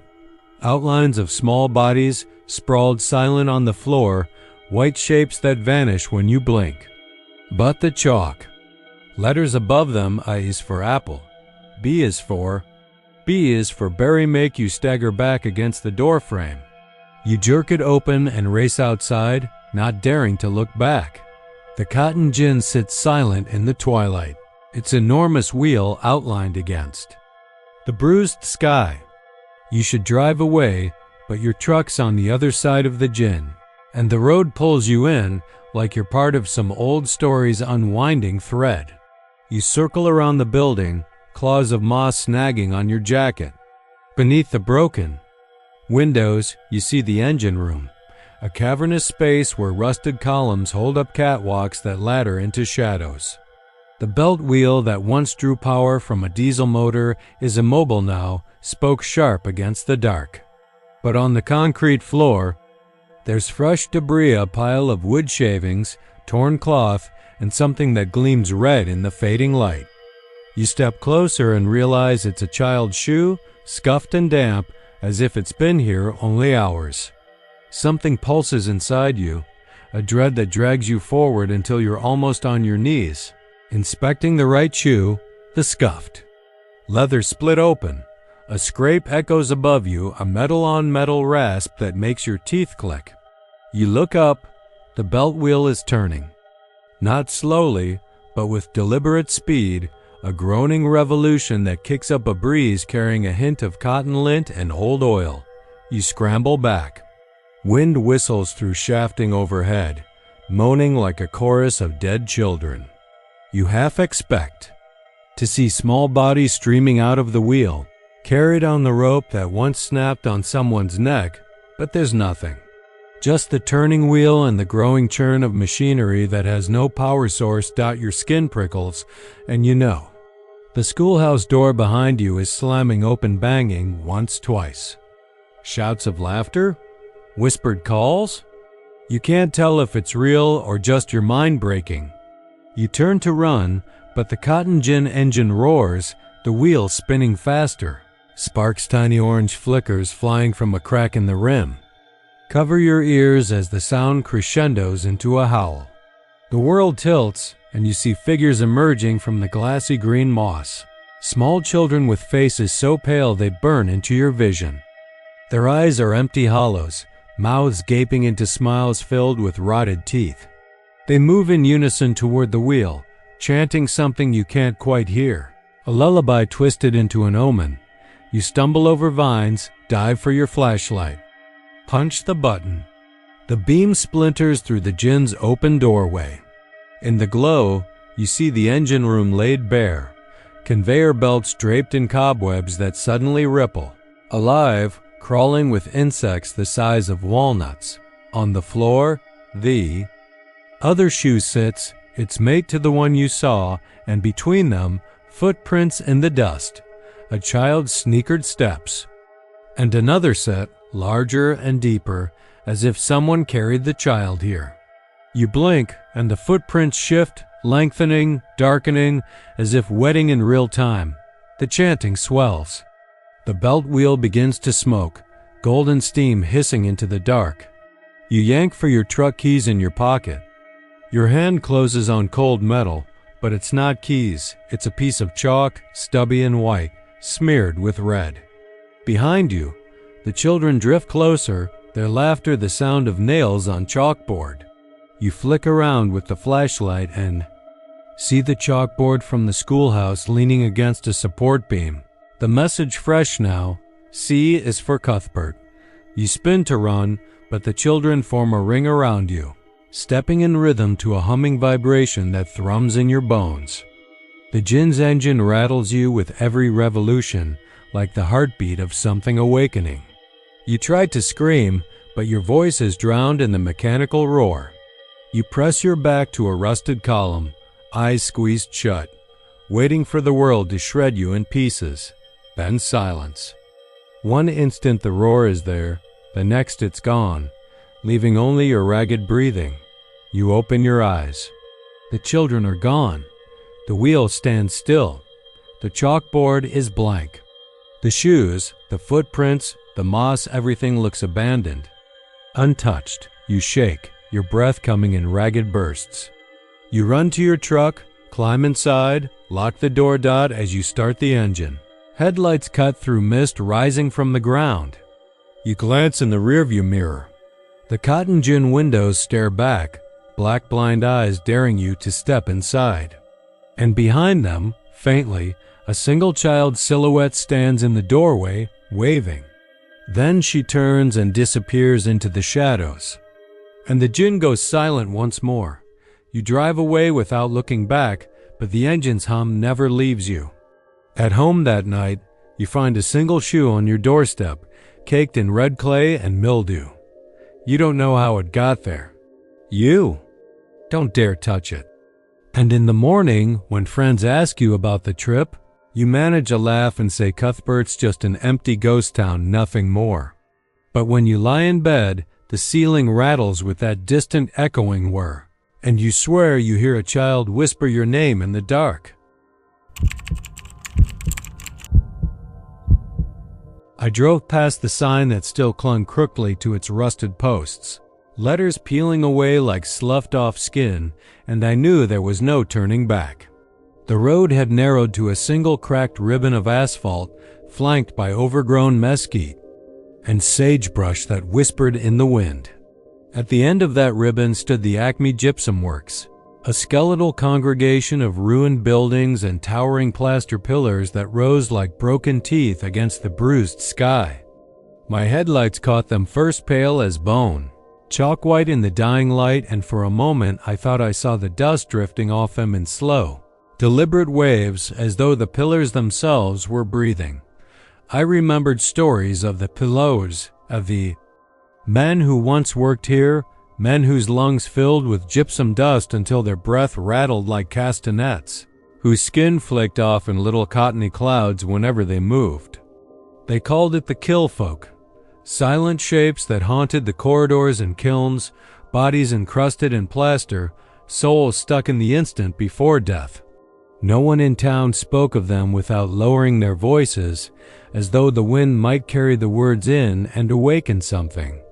I laughed at that until the first gust kicked up sand and fine white powder, and a low rumble rolled out of the empty buildings. There wasn't a soul to be seen, but the rumble felt like a heartbeat, slow and steady, calling in the dark. I left my car on the road and walked up the cracked driveway, boots crunching on broken bits of tile and shattered glass. Everywhere was hushed, as though the world had paused its breath. I passed under an archway of corroded iron that sagged like a broken jaw, and the wind shifted, carrying the faintest echo of laughter high-pitched and brittle, like children playing tag in a schoolyard of dust. I froze hard hammering, but the sound died away before I could decide if it was real. The main kill stood ahead, a monstrous cylinder yawning open to the sky. Its metal ribs were warped and rusted, and inside the walls, veins of plaster cracked in spiderweb patterns. I could see my reflection rippled in the dust as if I were a phantom. I stepped inside, the temperature dropping so sharply I could see my breath. The air tasted of stale concrete and decay, and my ears felt clogged as though I'd been underwater. Lights came then, or the memory of lights flickering embers along the kill's inner ledge. I squinted, and there they were, figures in coveralls, crouched by a half-melted pool of molten gypsum, faces hidden behind respirators that gleamed like insect eyes. Their shoulders rose and fell with silent breaths, and every intake seemed to stir the dust further, making it swirl around them in halos. I could almost hear the hiss of the plaster being heated, and the sickly sweet stink of sulfur. My feet moved without my consent, carrying me closer to the edge of that glowing pool. The figures glanced up as one, heads tilting in perfect unison, their respirators clicking in a slow, deliberate rhythm. I tried to speak, but my voice came out as a soft wheeze, swallowed by the cavernous heat chamber. The figures stood, dust falling from their limbs like ashes from a charred fire.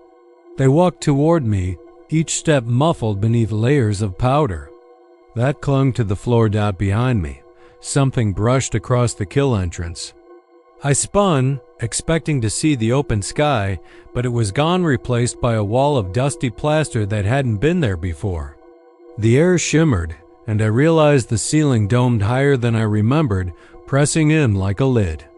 Panic rose in my chest, but the men in coveralls were at my side now, hand-shaped stains on their chests where respirators had burned into their uniforms.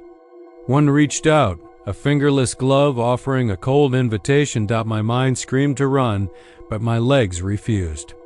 When I touched his hand, the world convulsed.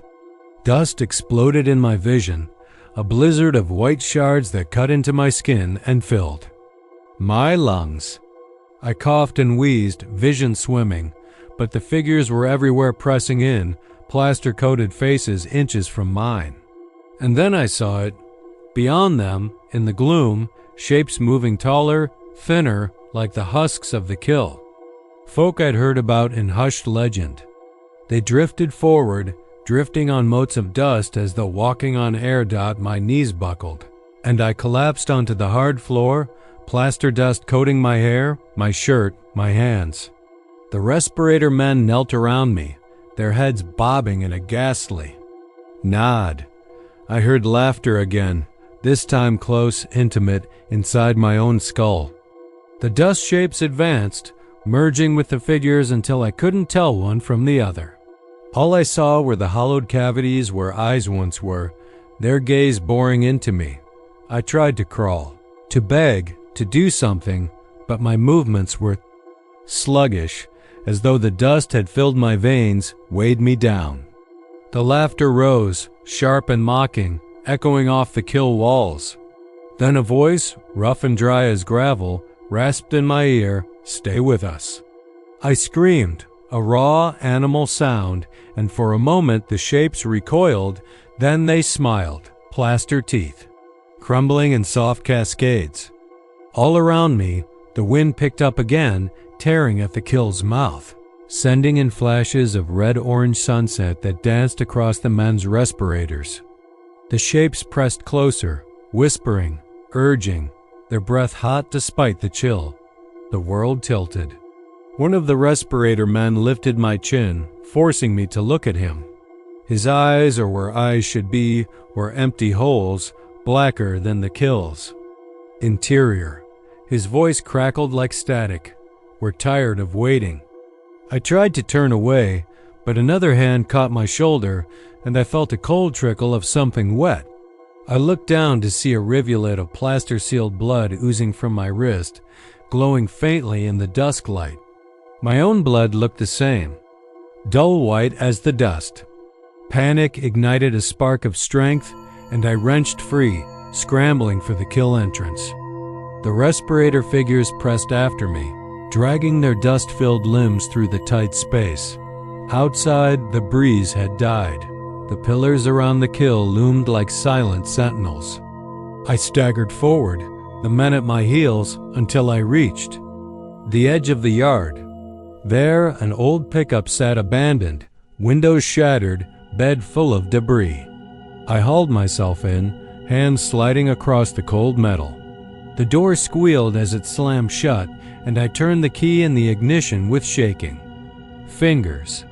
The engine roared to life, startling me with its sudden brightness. The respirator men burst onto the gravel, mouths gaping behind their masks, plaster dust streaming off them in clouds. I slammed the truck into reverse and spun the wheel, tires, kicking up pebbles and dust as I tore away. Through the rear window I saw them pause at the edge of the yard, silhouettes against the skeletal pillars.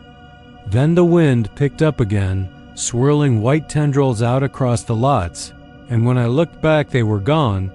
I didn't slow until the kilns were out of sight, until the mesquite and sagebrush swallowed the road behind me.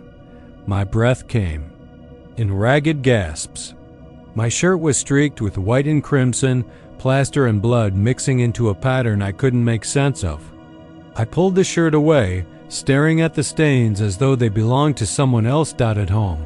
I scrubbed it in the bathtub, scouring my skin until it burned. The water ran gray, thick with plaster grit. My hands trembled as I toweled off. I glanced at the mirror-dark circles under my eyes, pallid skin, and in the corner of my reflection, what looked like a lump beneath my collarbone. That night I dreamt of the kill. I was back inside, the respirator figures leaning over me, whispering, their molds cracking, plaster flaking off in chunks that landed on my chest. I could feel their cold breath, the rasp of their voices. "You belong to us." I woke gasping, something wet on my neck. My fingers trembled as I reached up, and there, faintly raised beneath my skin, was a line of crystalline plaster, like a seam stitching me to something else. I pressed against it, feeling a slow pulse beneath my fingertips. I thought I'd left that place behind, but now I know that gypsum works never really lets go. The pillars glow pale as bone at dusk, and from their shadows crawl the shapes that once toiled in the kilns. And if you stand too close, if you listen too hard, you'll hear the kill folk whispering for a new companion to share their dreadful labor, forever filthy, forever dust.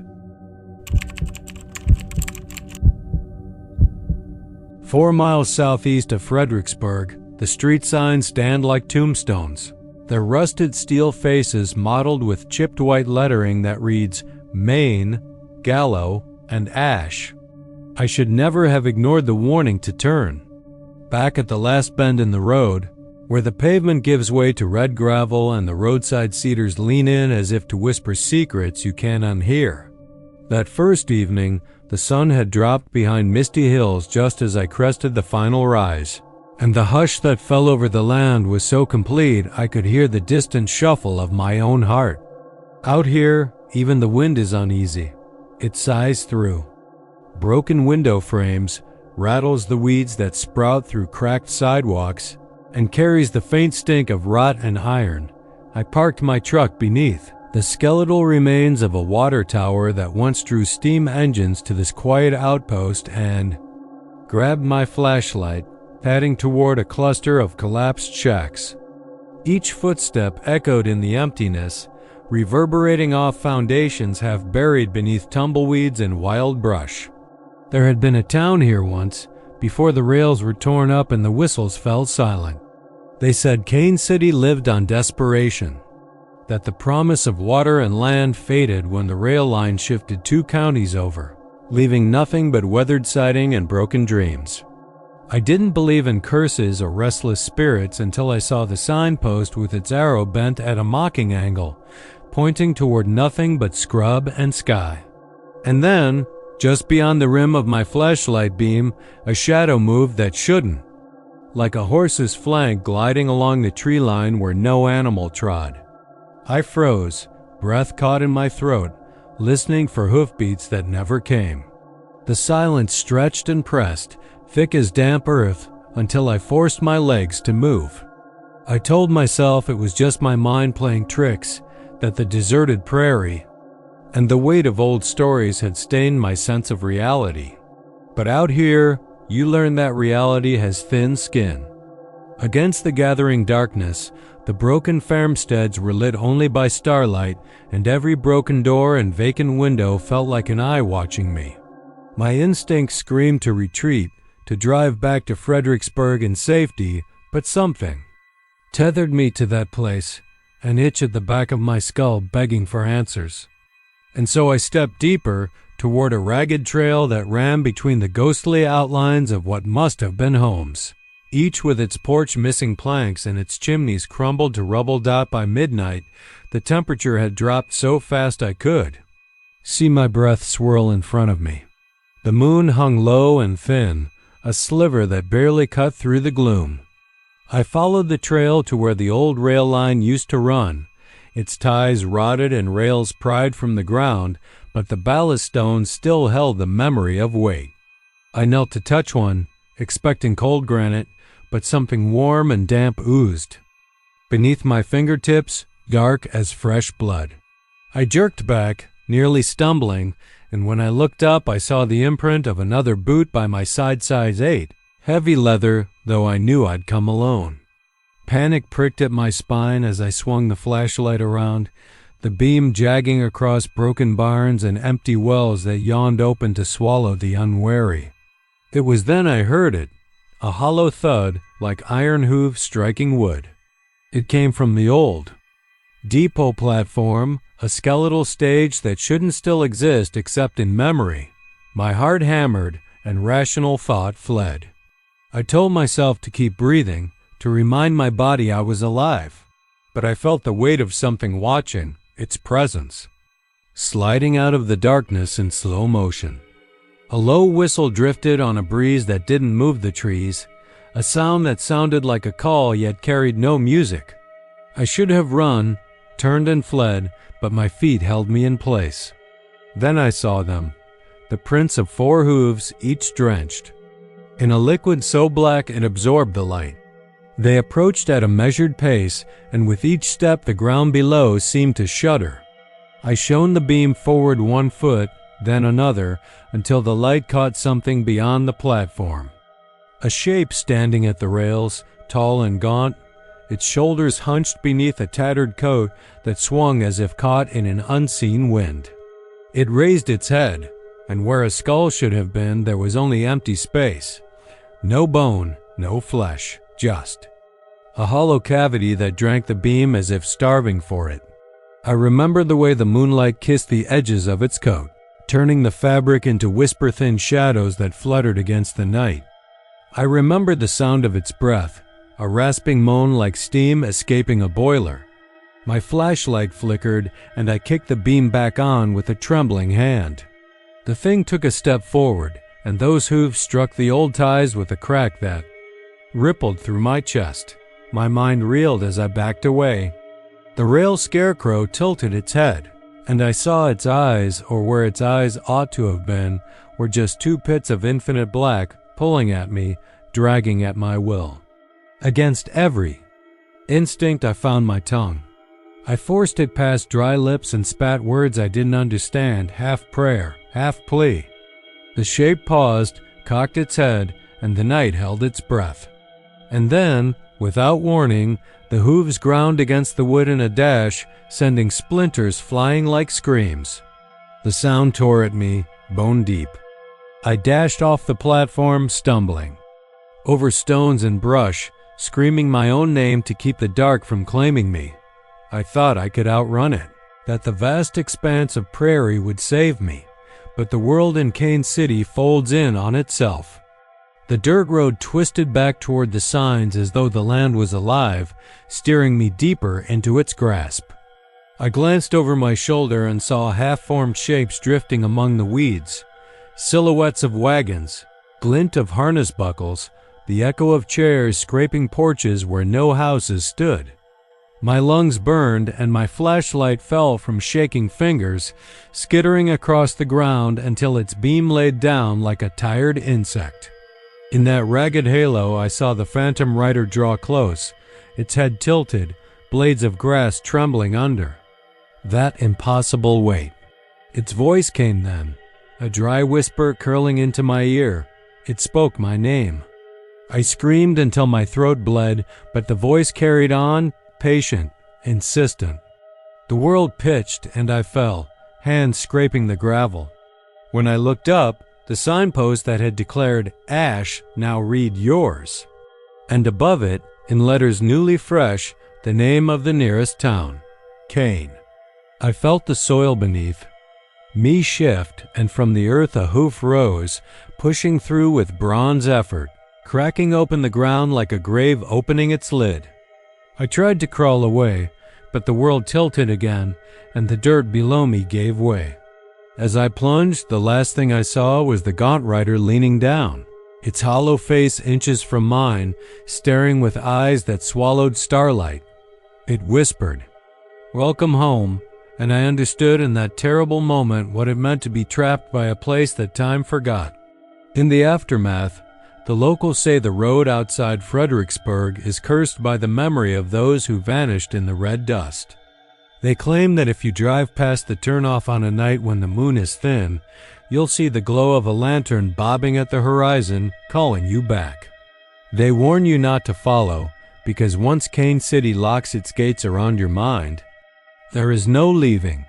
Sometimes I wake in my bed, chest heaving, convinced I'll find mud tracked across the floorboards or hoof prints embedded in the carpet. But the worst part is how the silence follows me, the same hollow quiet I heard among those broken houses. It hums in my ears, reminding me that the place is still there, alive in nightmare and memory, waiting to finish what it began. The first time I saw Anthony, the church roof had already collapsed inward like a giant fist pulverizing its own eyes. I was driving gravel roads under a sky that tasted of rust and old ozone, chasing a rumor about ghost towns where the wind could speak your name. Anthony's crucifix lay twisted in its own shadow, the metal green with age and stained with something darker. And as I stepped from my truck, the air itself seemed to hum with half-forgotten hymns, like a choir rehearsing. In its own grave, the heat clung to my clothes, but every hair on my neck bristled. Even the tumbleweeds looked cautious, rolling to a stop at the town's ragged edge. I picked my way across broken concrete slabs, each crack like an open mouth waiting to swallow me. The church's walls lay strewn on the dirt, splintered beams, and rotted pews spilling from the wreck. A single pew leg stuck skyward, and the rusted crucifix, once mounted in perfect prayer over the altar, hung loose, pivoting grotesquely as the wind nudged it. The clouds overhead were bruised, swollen with rain they would not release, gathering around the steeple's jagged stump as if drawn by a magnet of sorrow. I carried a flashlight, though dusk had barely begun. It wasn't for sight, I could feel the darkness in Anthony pressing at the backs of my eyes, but for reassurance, I clicked it on and pointed it at the fallen altar, half buried in dust and bone-white plaster chips. The beam trembled as the air around me thickened, each breath tasting of mildew and regret. The ground beneath my boots whispered hollow, like it was emptying itself of secrets too terrible to remain silent. I wandered past the church toward the heart of Anthony, where the old cement works had spat out disaster instead of stone. Silos still leaned in exhausted salute, their rusting sides corrugated like the belly of some great dead beast. From the mouth of one, a shape drifted into view, a man in a faded denim jacket, his face as obscured as the clouds overhead. I froze. He raised a hand, and the air crackled, a low frequency that made my teeth hum. "Didn't expect company," he said, voice gravel and wind. His eyes glinted, pale as lightning. "Least not today." I swallowed. "I'm just passing through." My words sounded brittle against the empty shells of buildings. "I heard stories," he laughed, a sound without warmth. Stories, always the stories. He took a step toward me, and the world shifted, the thunderhead above rattling in its cage of sky. They said Anthony was never dead, that it died slow, like a sinner lost in prayer. I raised the flashlight, shining it on him. His shadow swallowed the beam, and behind him I thought I saw a wave of dust rising, shapes moving at the periphery, figures kneeling, bowing, heads bowed so low their faces kissed the earth. I blinked, and they were gone. Why stay? I asked. Everyone left. Not everyone. He tilted his head, and in that motion the crucifix swayed behind us, ticking against a broken beam. We both turned to watch it, and in that instant I saw dozens of pale faces reflected in its pitted metal faces of children with hollow eyes, women clasping rosaries that dripped dust, men with mouths open in silent lament. A choir of half-sung hymns rose like smoke, filling the collapsed nave. I whirled back to the man. "What is this place?" He smiled, and the land seemed to hold its breath. Our prayers got answered once. We built walls of cement to keep the world out, to keep faith in. But faith can't live in stone. It needs flesh. And when the walls fell, the prayers stayed. Stayed until the walls could hold them no more. A rumble shook the earth, gentle at first, then insistent. The clouds convulsed, thick coils of night, pressing down. I backed toward my truck, every instinct screaming to flee. But the man stepped in front of me, boots sinking into cracked mortar, and I felt the ground shift beneath him, as if he were part of the ruin itself. "Tell them," he said, voice a rasp. "Tell them that Anthony is still here, in the rubble, in the dust, in the hymns that won't finish. Tell them that faith without mercy is a curse." I opened my mouth, but the words froze. Behind me, a choir of whispers rose, like sisters and brothers calling me home. I turned, shining the light past the man into the broken doorway of the church. Inside, shadows crawled on the walls, handprints bleeding rust and chalk, figures dancing in slow motion, mouths moving without sound. Lightning flared overhead, and the crucifix snapped free of its beam, spinning from the sky. The figure in denim raised his arms, and the crucifix hovered above him, suspended by some unseen hunger. I felt the ground shudder, as if Anthony itself wanted to rise, wanted to stand again on pillars of hollow hope. I stumbled backward, tripping over a slab that jutted like an open rib. Pain bloomed in my knee, but adrenaline flared through me, and I scrambled upright. The choir's gasp filled the air, a wave of sorrow that threatened to choke me. I yanked the truck keys from my pocket, hard hammering in a pulse that matched the thunder. The denim-clad man did not follow as I ran. His voice drifted after me, carried on the wind. "Remember us." I slammed the door and turned the key. The engine roared and headlights cut through the flaking dusk. In that glare, Anthony looked like a tomb yawning open, waiting for something to climb free. I shifted into drive, but before I could move, the storm broke. Rain thundered down in sheets, hammering the cab. The windshield fogged, and through the haze I saw the crucifix fly from the wreck, trailing sparks of light that sizzled on contact with the wet ground. It landed in the road ahead, crooked and dark. I hit the brakes, tires skidding, and my chest cramped with fear. The rain cleared for a heartbeat. In that moment, I saw the faces in the crucifix's metal gleam soles trapped in the rust, lips, moving in prayer. Then the light went out and the crucifix went dark. The road behind me was clear. No sign of the town. No sign of the man. I pressed the accelerator and shot forward, tires kicking gravel. The rain pounded the roof like a beat from a dying heart. I didn't look back. I didn't dare. But as I climbed back onto the highway, the steering wheel trembling. In my hands, I could still hear it, the choir of half-sung hymns, fading into the distance, promising that Anthony would never truly be gone. So long as a single storm cloud hung in its sky, so long as a single heart remembered to pray. I rolled down the highway as the sun sank beneath the mesquite, the air turning from copper to bruise.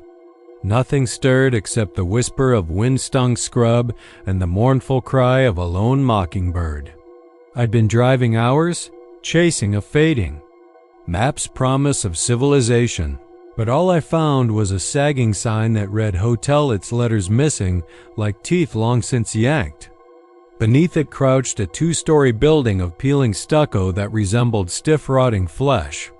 The windows stared black and empty, and the front door hung slightly ajar, swinging in the breeze with a hollow creak. I killed the engine, and my heart skipped out inside.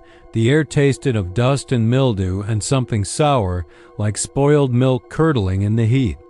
The lobby's carpet was warped and gray. Furniture lay overturned, as though its inhabitants had fled in terror. I stepped forward, boots silent on the warped floorboards. A single chandelier hung overhead, its crystals dulled with grime, yet they refracted the lamplight into ghostly pinpricks that danced on the walls. I felt eyes on me, though I saw no one. I tried the front desk's drawer. It slid open with a groan, revealing a leather-bound ledger. The names inside were scrawled in spidery handwriting. Travelers who came seeking shelter. Many entries ended with a dash. No checkout dates. A soft sobbing drifted from the hallway to my left. It was distant, muffled, yet unmistakable.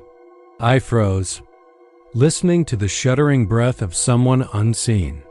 The sobs rose and fell like waves breaking on distant shores.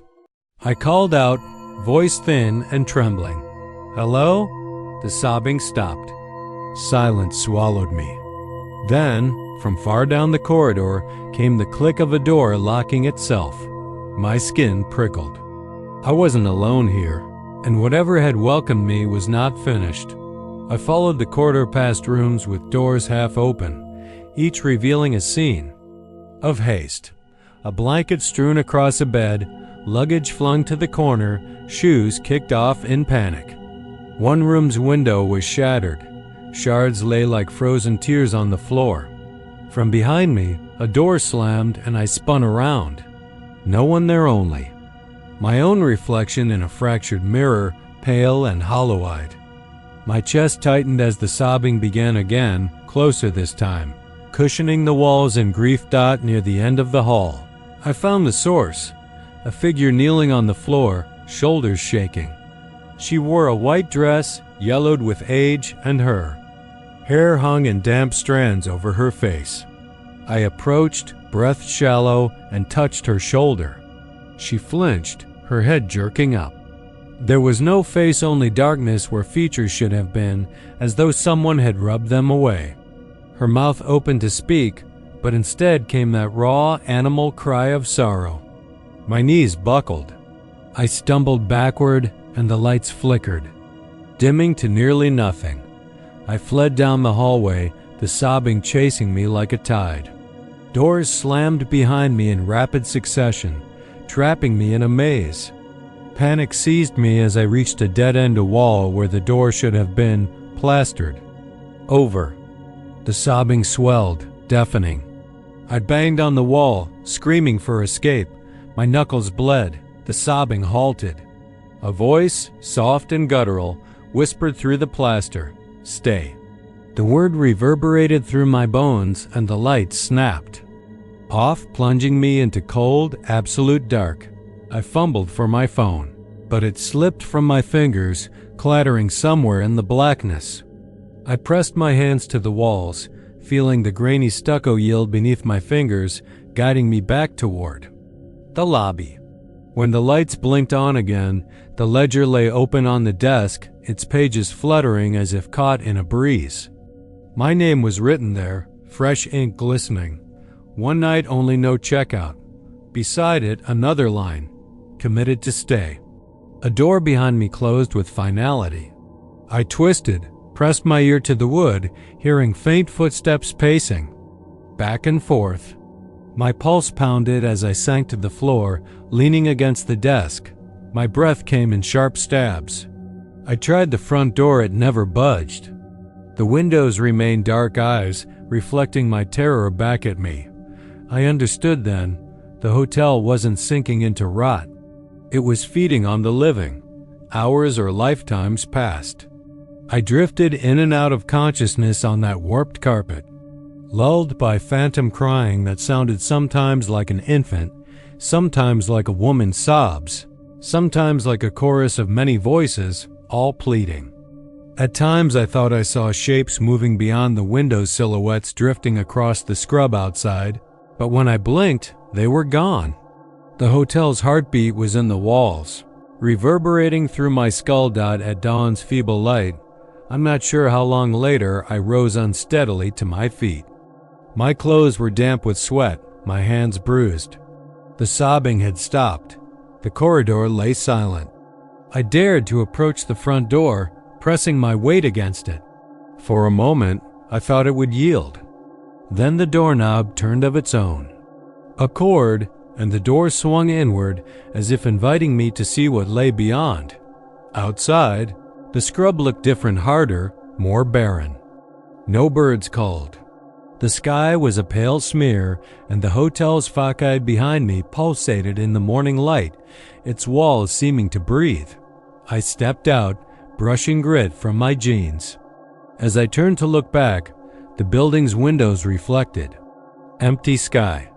The sign had changed. Hotel now read hell in peeling letters. My legs trembled, but I took a hesitant step forward and the world lurched. Somehow, I'm back inside. The sobbing has begun once more, and I hear the whisper again, precise and soft, "Stay." I know now I'm part of this place, that every traveler who entered became a story scrawled in the ledger, another voice echoing in the walls. My reflection in the mirror grins at me, mouth stretched impossibly wide. I try to scream, but the sobbing drowns out my own voice. The door closes, sealing me in. Outside, the mesquite stands silent, waiting for the next lost soul. I had driven past Smelter Town dozens of times, eyeing that jagged pipe scraping the sky like a rusted dagger, but I never stopped. On the edge of El Paso, its smokestack remained a blackened monolith, visible for miles across the scrub desert. One humid evening in late May, when the horizon bled red and the air tasted metallic, I finally let curiosity win. I parked my old Ford Ranger on a stretch of cracked asphalt where the road gave way to ash-filled bricks. Each footstep raised a puff of gray dust that clung to my boots like damp wool, and with every gust of wind I wondered whether I'd inhaled my last clean breath. The sun slipped behind the western ridge as I approached the main works. The skeleton of the smelter loomed in the twilight, beams of steel twisted and sagged under years of neglect.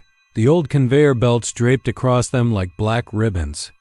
I flicked on my flashlight and its beam caught something moving at the edge of the glow, a silhouette shifting beyond the ferrochrome embers that still glowed faintly in the old furnace pits.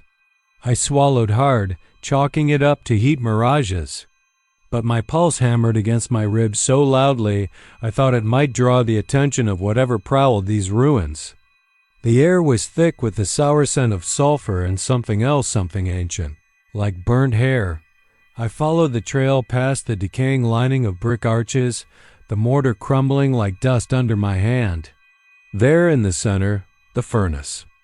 Gaped open, and inside, embers pulsed like dull hearts. Shadows flickered across the walls, stretching into grotesque shapes that crawled and writhed.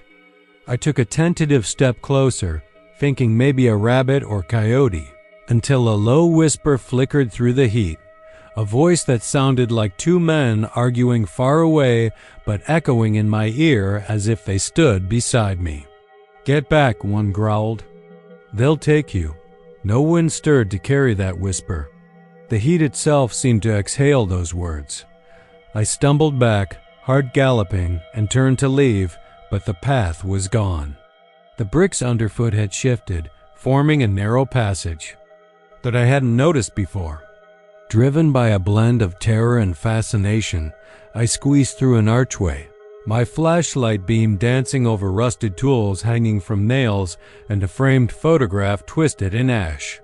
I picked it up, a family, father, mother, 2 children standing. In front of the smelter, smiles stiff as gravestones. The glass was cracked, blood-red rust reaching jagged fingers across their faces. I dropped it, hands cold, and stepped farther in. Moonlight filtered through broken windows high above, illuminating a latticework of shadows. In that silvery light I saw them, workers draped in ghostly gray, their faces hollowed by soot and sorrow. They moved in slow circles around the furnace, lifting their arms as if begging for release, then dissolving into drifting embers whenever I blinked. I thought of the explosion in 1912, the fuse that caught and engulfed the foundry, trapping dozens inside. They said only charred bones remained, but here they were, tethered still to the place of their deaths. A sudden clatter echoed behind me. I spun and my light caught a set of footprints in the ash small child size. They led toward a sealed door I hadn't noticed before, its metal warped and buckled. Curiosity gnawed at me, but every instinct screamed to run. Still, I found the handle stuck beneath layers of rust and pried it open. Inside was a narrow corridor lined with small cells, like a jail for the damned. In one cell I saw a girl older than 9, her dress ashen white, hair matted with soot. She stared at me with eyes too large, too empty. She mouthed something, an invisible plea, before the wall behind her, collapsed into a whirl of sparks, and she vanished. I bolted back toward the furnace pit, but the beams overhead groaned and shifted, sending a shower of debris down. I hit. The ground and rolled clear as iron girders shrieked and fell, crushing the entrance behind me. My flashlight flickered, then died, plunging me into a darkness that felt alive. I crawled on hands and knees, chest tightening with each breath of foul air. Voices rose all around me, chanting in a language older than memory. My lungs burned and I thought I might black out, but then a sliver of moonlight cut through a gap in the fallen steel. I dragged myself toward it, the voices climbing into a frenzy, promising pain, offering comfort, pulling me into their cold embrace. I burst into the night, lungs burning, tearing off my jacket to swat at the ash and dust clinging to my skin. The ruins stood silent under the moon, embers in the furnace pits glowing faint like dying embers. I didn't stop to look back. I ran until the city lights swallowed me, until the hum of traffic and the distant barking of dogs felt like salvation. Only when I finally eased myself against a chain-link fence, gasping for air, did I think I was safe. But Smelter Town doesn't let you go that easily. That night and every night since, I waked to the sound of horses' hooves on rails long torn. Up. When I close my eyes, I see that little girl's pale face, her eyes empty hollows where hope once lived. And sometimes, out my window, I glimpse a figure standing on my porch, a worker, ashen and silent, his head bowed to the ground as if in apology or warning. Every morning I scrub my boots until the ash fades away, but it always returns by dusk, dusting my doorstep in gray so thin it might go unnoticed. I know better now. You can wash ash off your skin, but you'll never wash it out of your bones. Smelter Town will wait, and when the night is right, it will come calling. The road into New Birmingham was nothing more than rutted gravel and rusted steel rails, the kind of place you passed through only if you were lost or looking for trouble, and I discovered I was both. At first light, the slag heaps looked almost picturesque, their fractured slopes glowing a dull ember red as the sky shifted from ink to bruised purple. But even then I felt the weight of something watching me, something older than the first furnaces, older than the town itself, as if the very ground held a memory it wanted to share.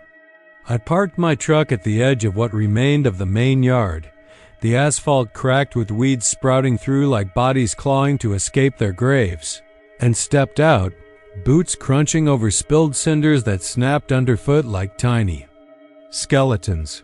The air tasted of metallic dust and something fouler, a scent that lodged in my throat and made me cough until tears pricked at my eyes. Behind me, the skeletal frames of the blast furnaces stood like ancient sentinels, their pipes twisted and half collapsed, and I could almost hear them sighing, rust rubbing against rust, a low mechanical moan that set every hair on my neck on end. I wandered closer, drawn by a half-melted slag pile that had cooled into shapes so bizarre they seemed sculpted by some crazed artisan. Arching curves of glassy black stone, veins of coppery slag pulsing in the gloom like open wounds. As I reached out to touch the surface, I recoiled at a vibration, slight but unmistakable, as if something had exhaled through the rock. My breath hitched and the wind carried a whisper, barely audible, something like "join us." I laughed at myself. Horror movie. Hero jokes, right? But when I turned to leave, the wind shifted and the slag glowed brighter, pulsing now in time with my heartbeat. I backed away, stumbling over loose rock, my hand brushing against something cold and smooth. I looked down to find an iron rod, half buried, etched with riff-like grooves. I lifted it, and the moment I did, the ground rumbled, subtle at first, then building to a tremor that rattled the empty shells of the furnaces and sent a flock of ravens screaming overhead. I tried to drop the rod, but it clung to my fingers like it belonged there. The tremor passed quickly, and silence returned so abruptly that my ears popped. The only sound now my ragged breathing and the distant drip of water somewhere deep in the slag heap. Darkness pooled along the jagged edges of the slag, blacker. Then the pre-dawn, and I realized the glow had retreated to the core of the heap. A hush descended, suffocating and expectant. Something wanted me to climb. I should have run, but I found myself scaling the slope on trembling limbs, the rod tucked under my arm, its edges pressing into my ribs like a promise. Higher and higher until I stood on a plateau at the very peak. The ruined town spread below like a model diorama furnace stacks. The broken rails, a few collapsed buildings where ghost stories said entire crews had vanished one night, leaving smudged footprints leading into the slag, never to return. The sky was fissured with dawn now, streaked crimson, and the pall of coal smoke still clung to the horizon, although the mills hadn't worked in decades. Below, I could see movement figures drifting between the ruins, blurred at the edges, wearing soot-stained overalls and bent under invisible burdens. They moved in a procession, like mourners at a funeral, and though I couldn't hear their voices, their heads turned toward me, and their eyes flickered with hungry light. I wanted to shout, to warn them I was no salvation, but my throat closed. In that moment, Every ounce of sense I had abandoned me. I stepped forward, drawn by their silent invitation, and my foot slipped. I tumbled down the slag, rocks slicing my palms and legs, until I landed hard at the base, breath expelled in a single, ragged scream that echoed off the furnaces like a warning shot. Blood blossomed on my palms, and for a moment I lay there dizzy, the rod clattering to the ground above me. Then I saw it. A narrow opening in the slag, half hidden by a slab of molten glass stone, and from it came that breathing slow, deliberate, like someone sleeping deep underground. The air nearest the fissure was warmer, beckoning, and though every instinct in me screamed to flee, I crawled toward it, dragging my bloody hands through the gravel. My fingers slid under the slab, chipped away loose fragments, and then a tongue of flame licked out, orange and hungry, illuminating something human-shaped crouched inside. The hull of a body, charred to the bone, yet moving, limbs twitching. Like an insect trapped beneath glass. I screamed, scrambling backward, but the thing rose, using the broken edge of the slag as a ramp. It stood, too tall, joints cracked in unnatural angles, and for a heartbeat I saw its face, a mask of dripping metal, slag fused with flesh, eyes molten pools that reflected my terror back at me.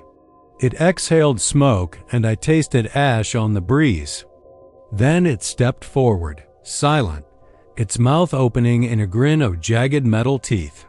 A voice rasped from its burnt lungs, "Home."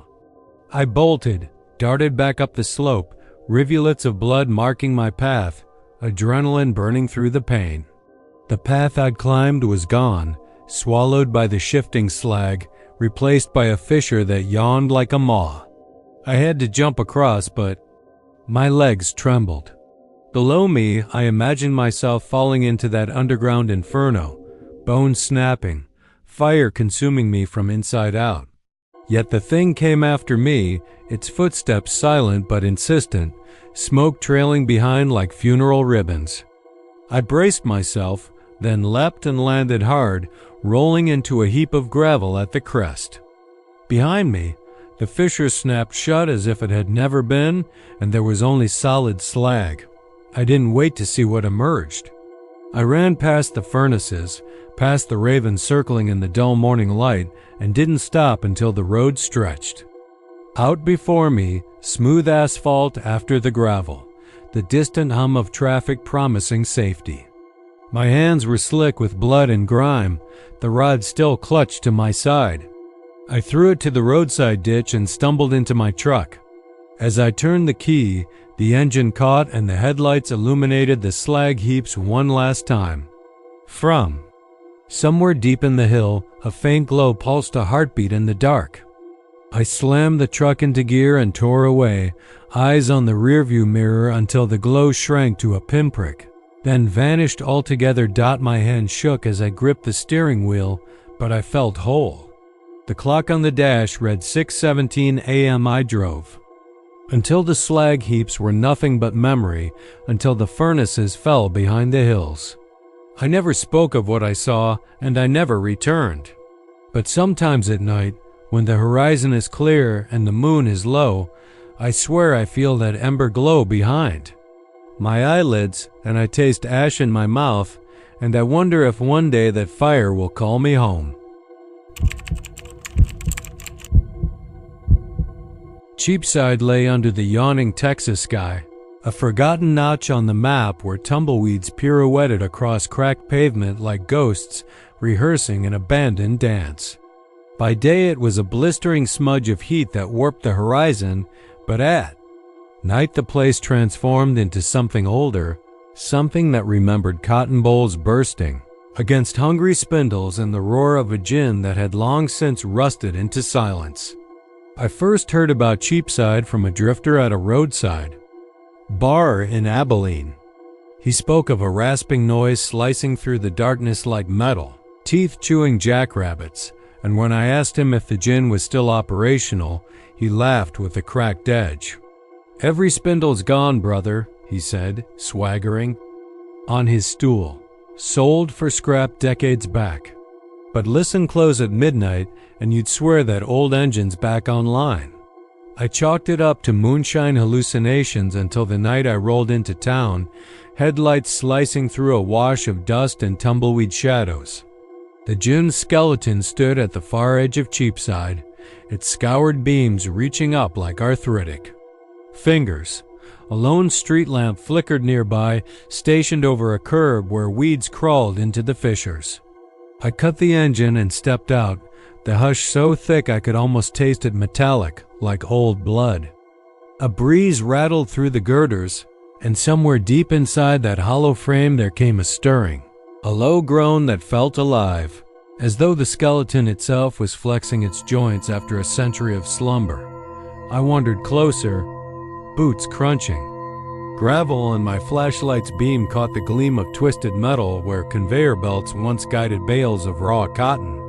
The boards beneath me sagged, rotted through by rainstorms that left rot and tangled vines in their wake. I imagined the gin in its prime, cotton gossamer puffing into the night like steam, engines spitting soot and spinnerets feeding hungry bales. Now the only pillowed cotton was a damp knot of lint clinging to a beam, drifting free with each gust of wind. Then came the first rasp, a metallic whisper that slithered around me. It wasn't the wind. I stiffened, shining my light toward the center of the gin, and I could have sworn I saw a shape, a blur of something too tall to be a man. Hunched over as though feeding on the shadows themselves, my heart jerked. I swallowed against the sudden dryness in my throat. The rasp came again, louder, like steel slicing into steel. I could almost taste the friction bitter, acrid, and somewhere behind me the nightbird cried out, a long, quavering note that ended in a whisper. I edged back, trying not to look away from that dark form, but the moment my foot slipped on loose gravel, the rasp cut off, and I was alone again in a silence so complete it pressed against my eardrums. My light trembled in my grip, and for a heartbeat I thought I saw prisms of dust dancing in a column of moonlight just inside the gin. Then the wind picked up and the dust vanished. I told myself it was nothing, heat stroke, nerves, imagination, fed on half-remembered tailies. But sleep was impossible that night. My truck sat idling with the keys in the ignition as though it expected me back. The road beyond Cheapside stretched out like a promise, but I couldn't bring myself to follow it. Instead, I sat on the tailgate and watched the gin skeleton until the first light of dawn spilled across the plains. When the sun came up, the place was still, empty except for the tumbleweeds. There was no sign that metal had moved, no footprints. In the dirt, no scrap of fallen cotton. Yet I felt watched, as though something had followed me back to the road. The next night, I returned with recorder mics and a battery of gear, paranormal investigators, journalists, daredevils. They were all there, driven by curiosity and the thrill of the uncanny. We placed sensors at the gin's perimeter, microphones trained to catch the faintest whir or click. At exactly midnight, we heard it, a rasp like 100 razor blades shaving cotton bolls, a clank of pistons pumping against invisible pistons, a thud that echoed through the steel ribs. The microphones crackled, static flaring as though the walls themselves were broadcasting an urgent signal. And then, on the playback, in the moments between the rasp and the clank, came a voice, a low strangled wheeze that sounded half human, half machine. "She comes," it seemed to say, "she comes back." We listened in chill disbelief. The temperature dropped. Our breath fogged in front of us. One of the team, a big guy named Mercer, swore he saw a cotton twirl past his boots, though there was none for miles. Another claimed to feel something brush her shoulder like a finger of ice. We left at first light, packing away our gear, but none of us spoke on the drive back. The gin rose behind us like a silent menace, its empty windows staring after the taillights until they faded into nothing. Word spread through the counties. The gin was alive. Some dismissed it as hoax, others as trick of acoustics and wind. But Cheapside folks grew cagey, locking their doors at dusk and drawing curtains against that distant metallic heartbeat. They told of livestock found torn as though something had chewed through fences with iron jaws. They spoke of children who climbed atop old rigs to watch the gin spin in their dreams, eyes glued to phantom lights drifting between beams. A handful went missing, just vanished off the roads on moonless nights, leaving only curious scraps of claws snagged on barbed wire. No bodies, no blood, only frayed threads glinting under the stars. I shouldn't have gone back for that final investigation. But compulsion is a greedy thing. I wanted proof, I told myself, evidence that haunted places obeyed no laws, that somewhere in the twisted metal and bone-dry cotton seeds there lurked a fragment of human grief made monstrous. So I set out alone, headlights carving a path through. The black, blistering heat replaced by a chill that seeped into my bones. At the edge of town, I killed my lights and listened. The rasp came at once, as though it had been waiting for me. It rolled across the plain like water over stones, growing louder until it filled my skull. I stepped out, camera in hand, and the gin loomed before me, pulsing with the life I dared to seek. The rasp became a song, rhythmic, obsessive, and then I saw it, a swirl of white, a column of cotton lint dancing around the blades, which spun though the engines lay in decay. The blades cut the air, slicing away the night until the stars trembled. I raised my camera, but each click of the shutter echoed like a gunshot. In the viewfinder I saw faces writhe in the dust, old cotton hands dragging spindles, men in overalls. With hollow eyes, women with kerchiefs stained crimson. They stared up at the spinning blades, mouths frozen in silent screams. The wind snapped my hair back. I staggered, pressing record with shaking fingers. A voice crackled through my speaker. "Stay," it hissed, each syllable a jagged piece of broken glass. "Stay with us."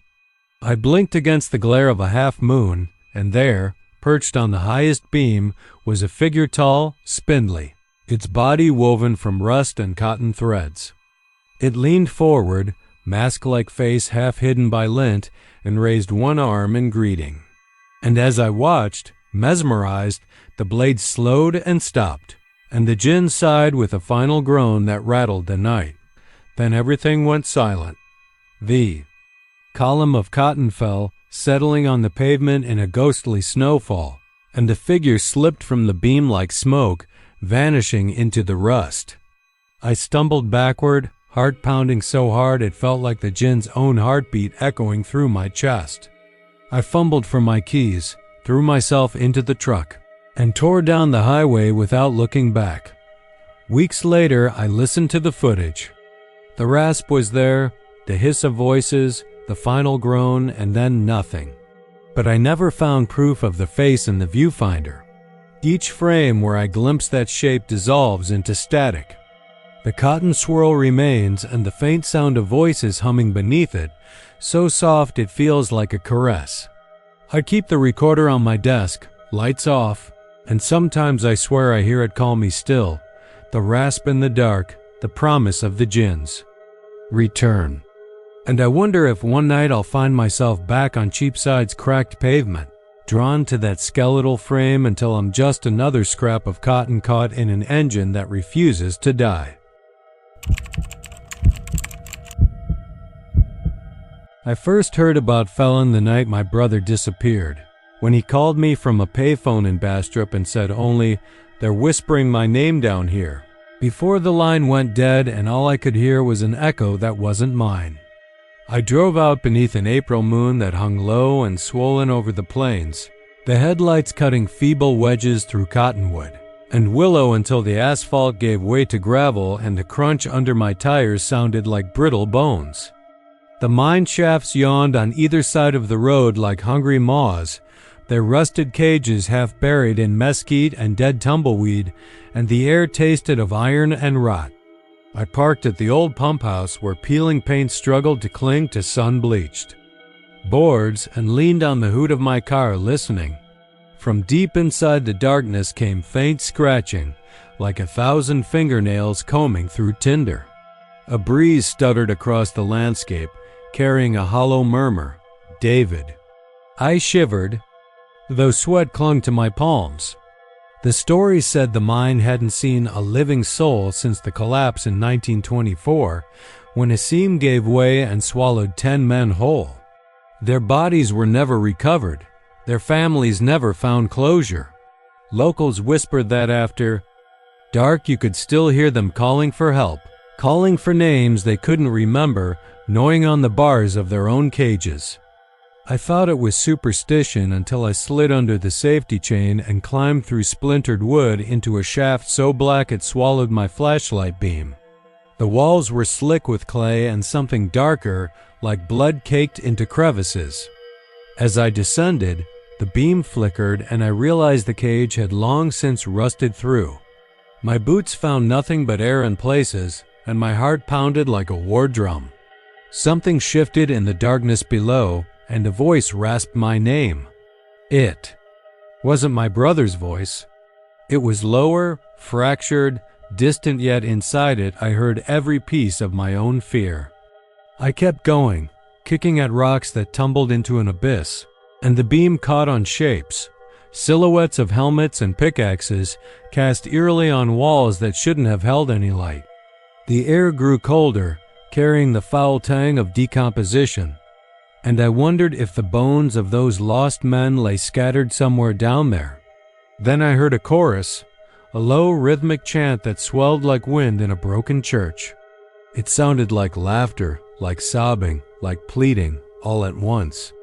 I called out, "David," and the chorus stuttered into a single, clear syllable, "No." I stumbled backward, my boot catching on a splintered beam, and fell, my flashlight skittering down into the black. When I kicked it back toward me, the batteries were dead. Above me, daylight receded. Dusk pressed in like a shroud. I fumbled for my phone, no signal. My breath came in fast bursts, each exhale a ghostly cloud in the frigid air below ground. I knew then I should turn back. But something held me there, a compulsion born of grief, of guilt for neglecting my brother's warnings. I whispered his name and the walls answered with dozens, hundreds of voices chanting, "David, David," over and over until the chant became a scream.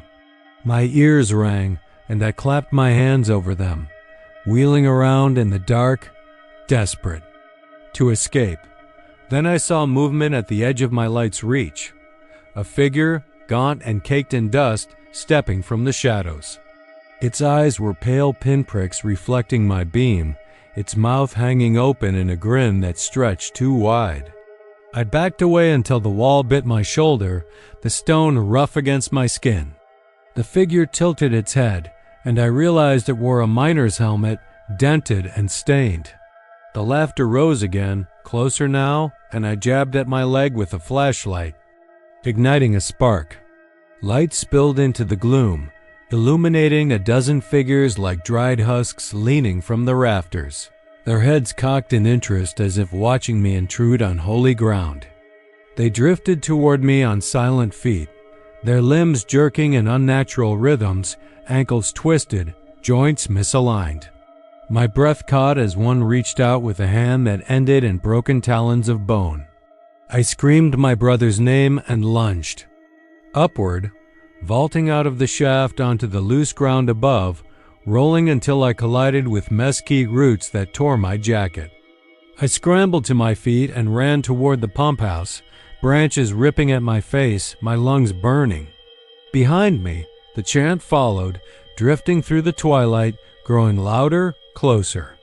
I burst into the clearing and slammed the door of my car, beating on the horn until my ears bled, until the night fell silent except for my ragged breathing. I didn't stop to look back as I tore down the gravel road, headlights splintering the inky black. When I reached town, the streets were empty, shuttered stores and dark windows reflecting moonlight like watchful eyes. I drove straight to my brother's apartment on Loop Road, the beam of my high beams cutting through dusty blinds. The door was ajar, swinging on a single hinge. Inside, the furniture was upturned, drawers pulled out and emptied onto the floor as if someone had searched for something. My heart hammered as I stepped over broken glass and photographs strewn in the hallway, pictures of us as kids, smiling in summer fields. I called his name and turned into the bedroom, where the bed was made, untouched. On the pillow lay a miner's helmet, exactly like the one the figure wore in the shaft, rusted, dented, the lamp inside shattered. My stomach lurched as I picked it up, tracing the jagged edges with shaking fingers. The dirt inside clung to my gloves, fine as powdered bone. I dropped it as though it burned me, and it clattered to the floor. That's when I heard my brother's voice behind me, low and hollow. "You shouldn't have come, brother." I whirled around, and he stood there in the doorway, his eyes empty pits, dust motes swirling around his shoulders like a halo of ash. He smiled, the same too-wide grin. I opened my mouth to speak, but no sound came. He lifted a finger to his lips and whispered, "Tell them I'm still mining." Then he turned and drifted away down the hall, footsteps silent. I stood frozen until the night outside broke into dawn, pale light creeping through the blinds. When the sun rose fully, the helmet lay in shards at my feet, and there was no sign of him.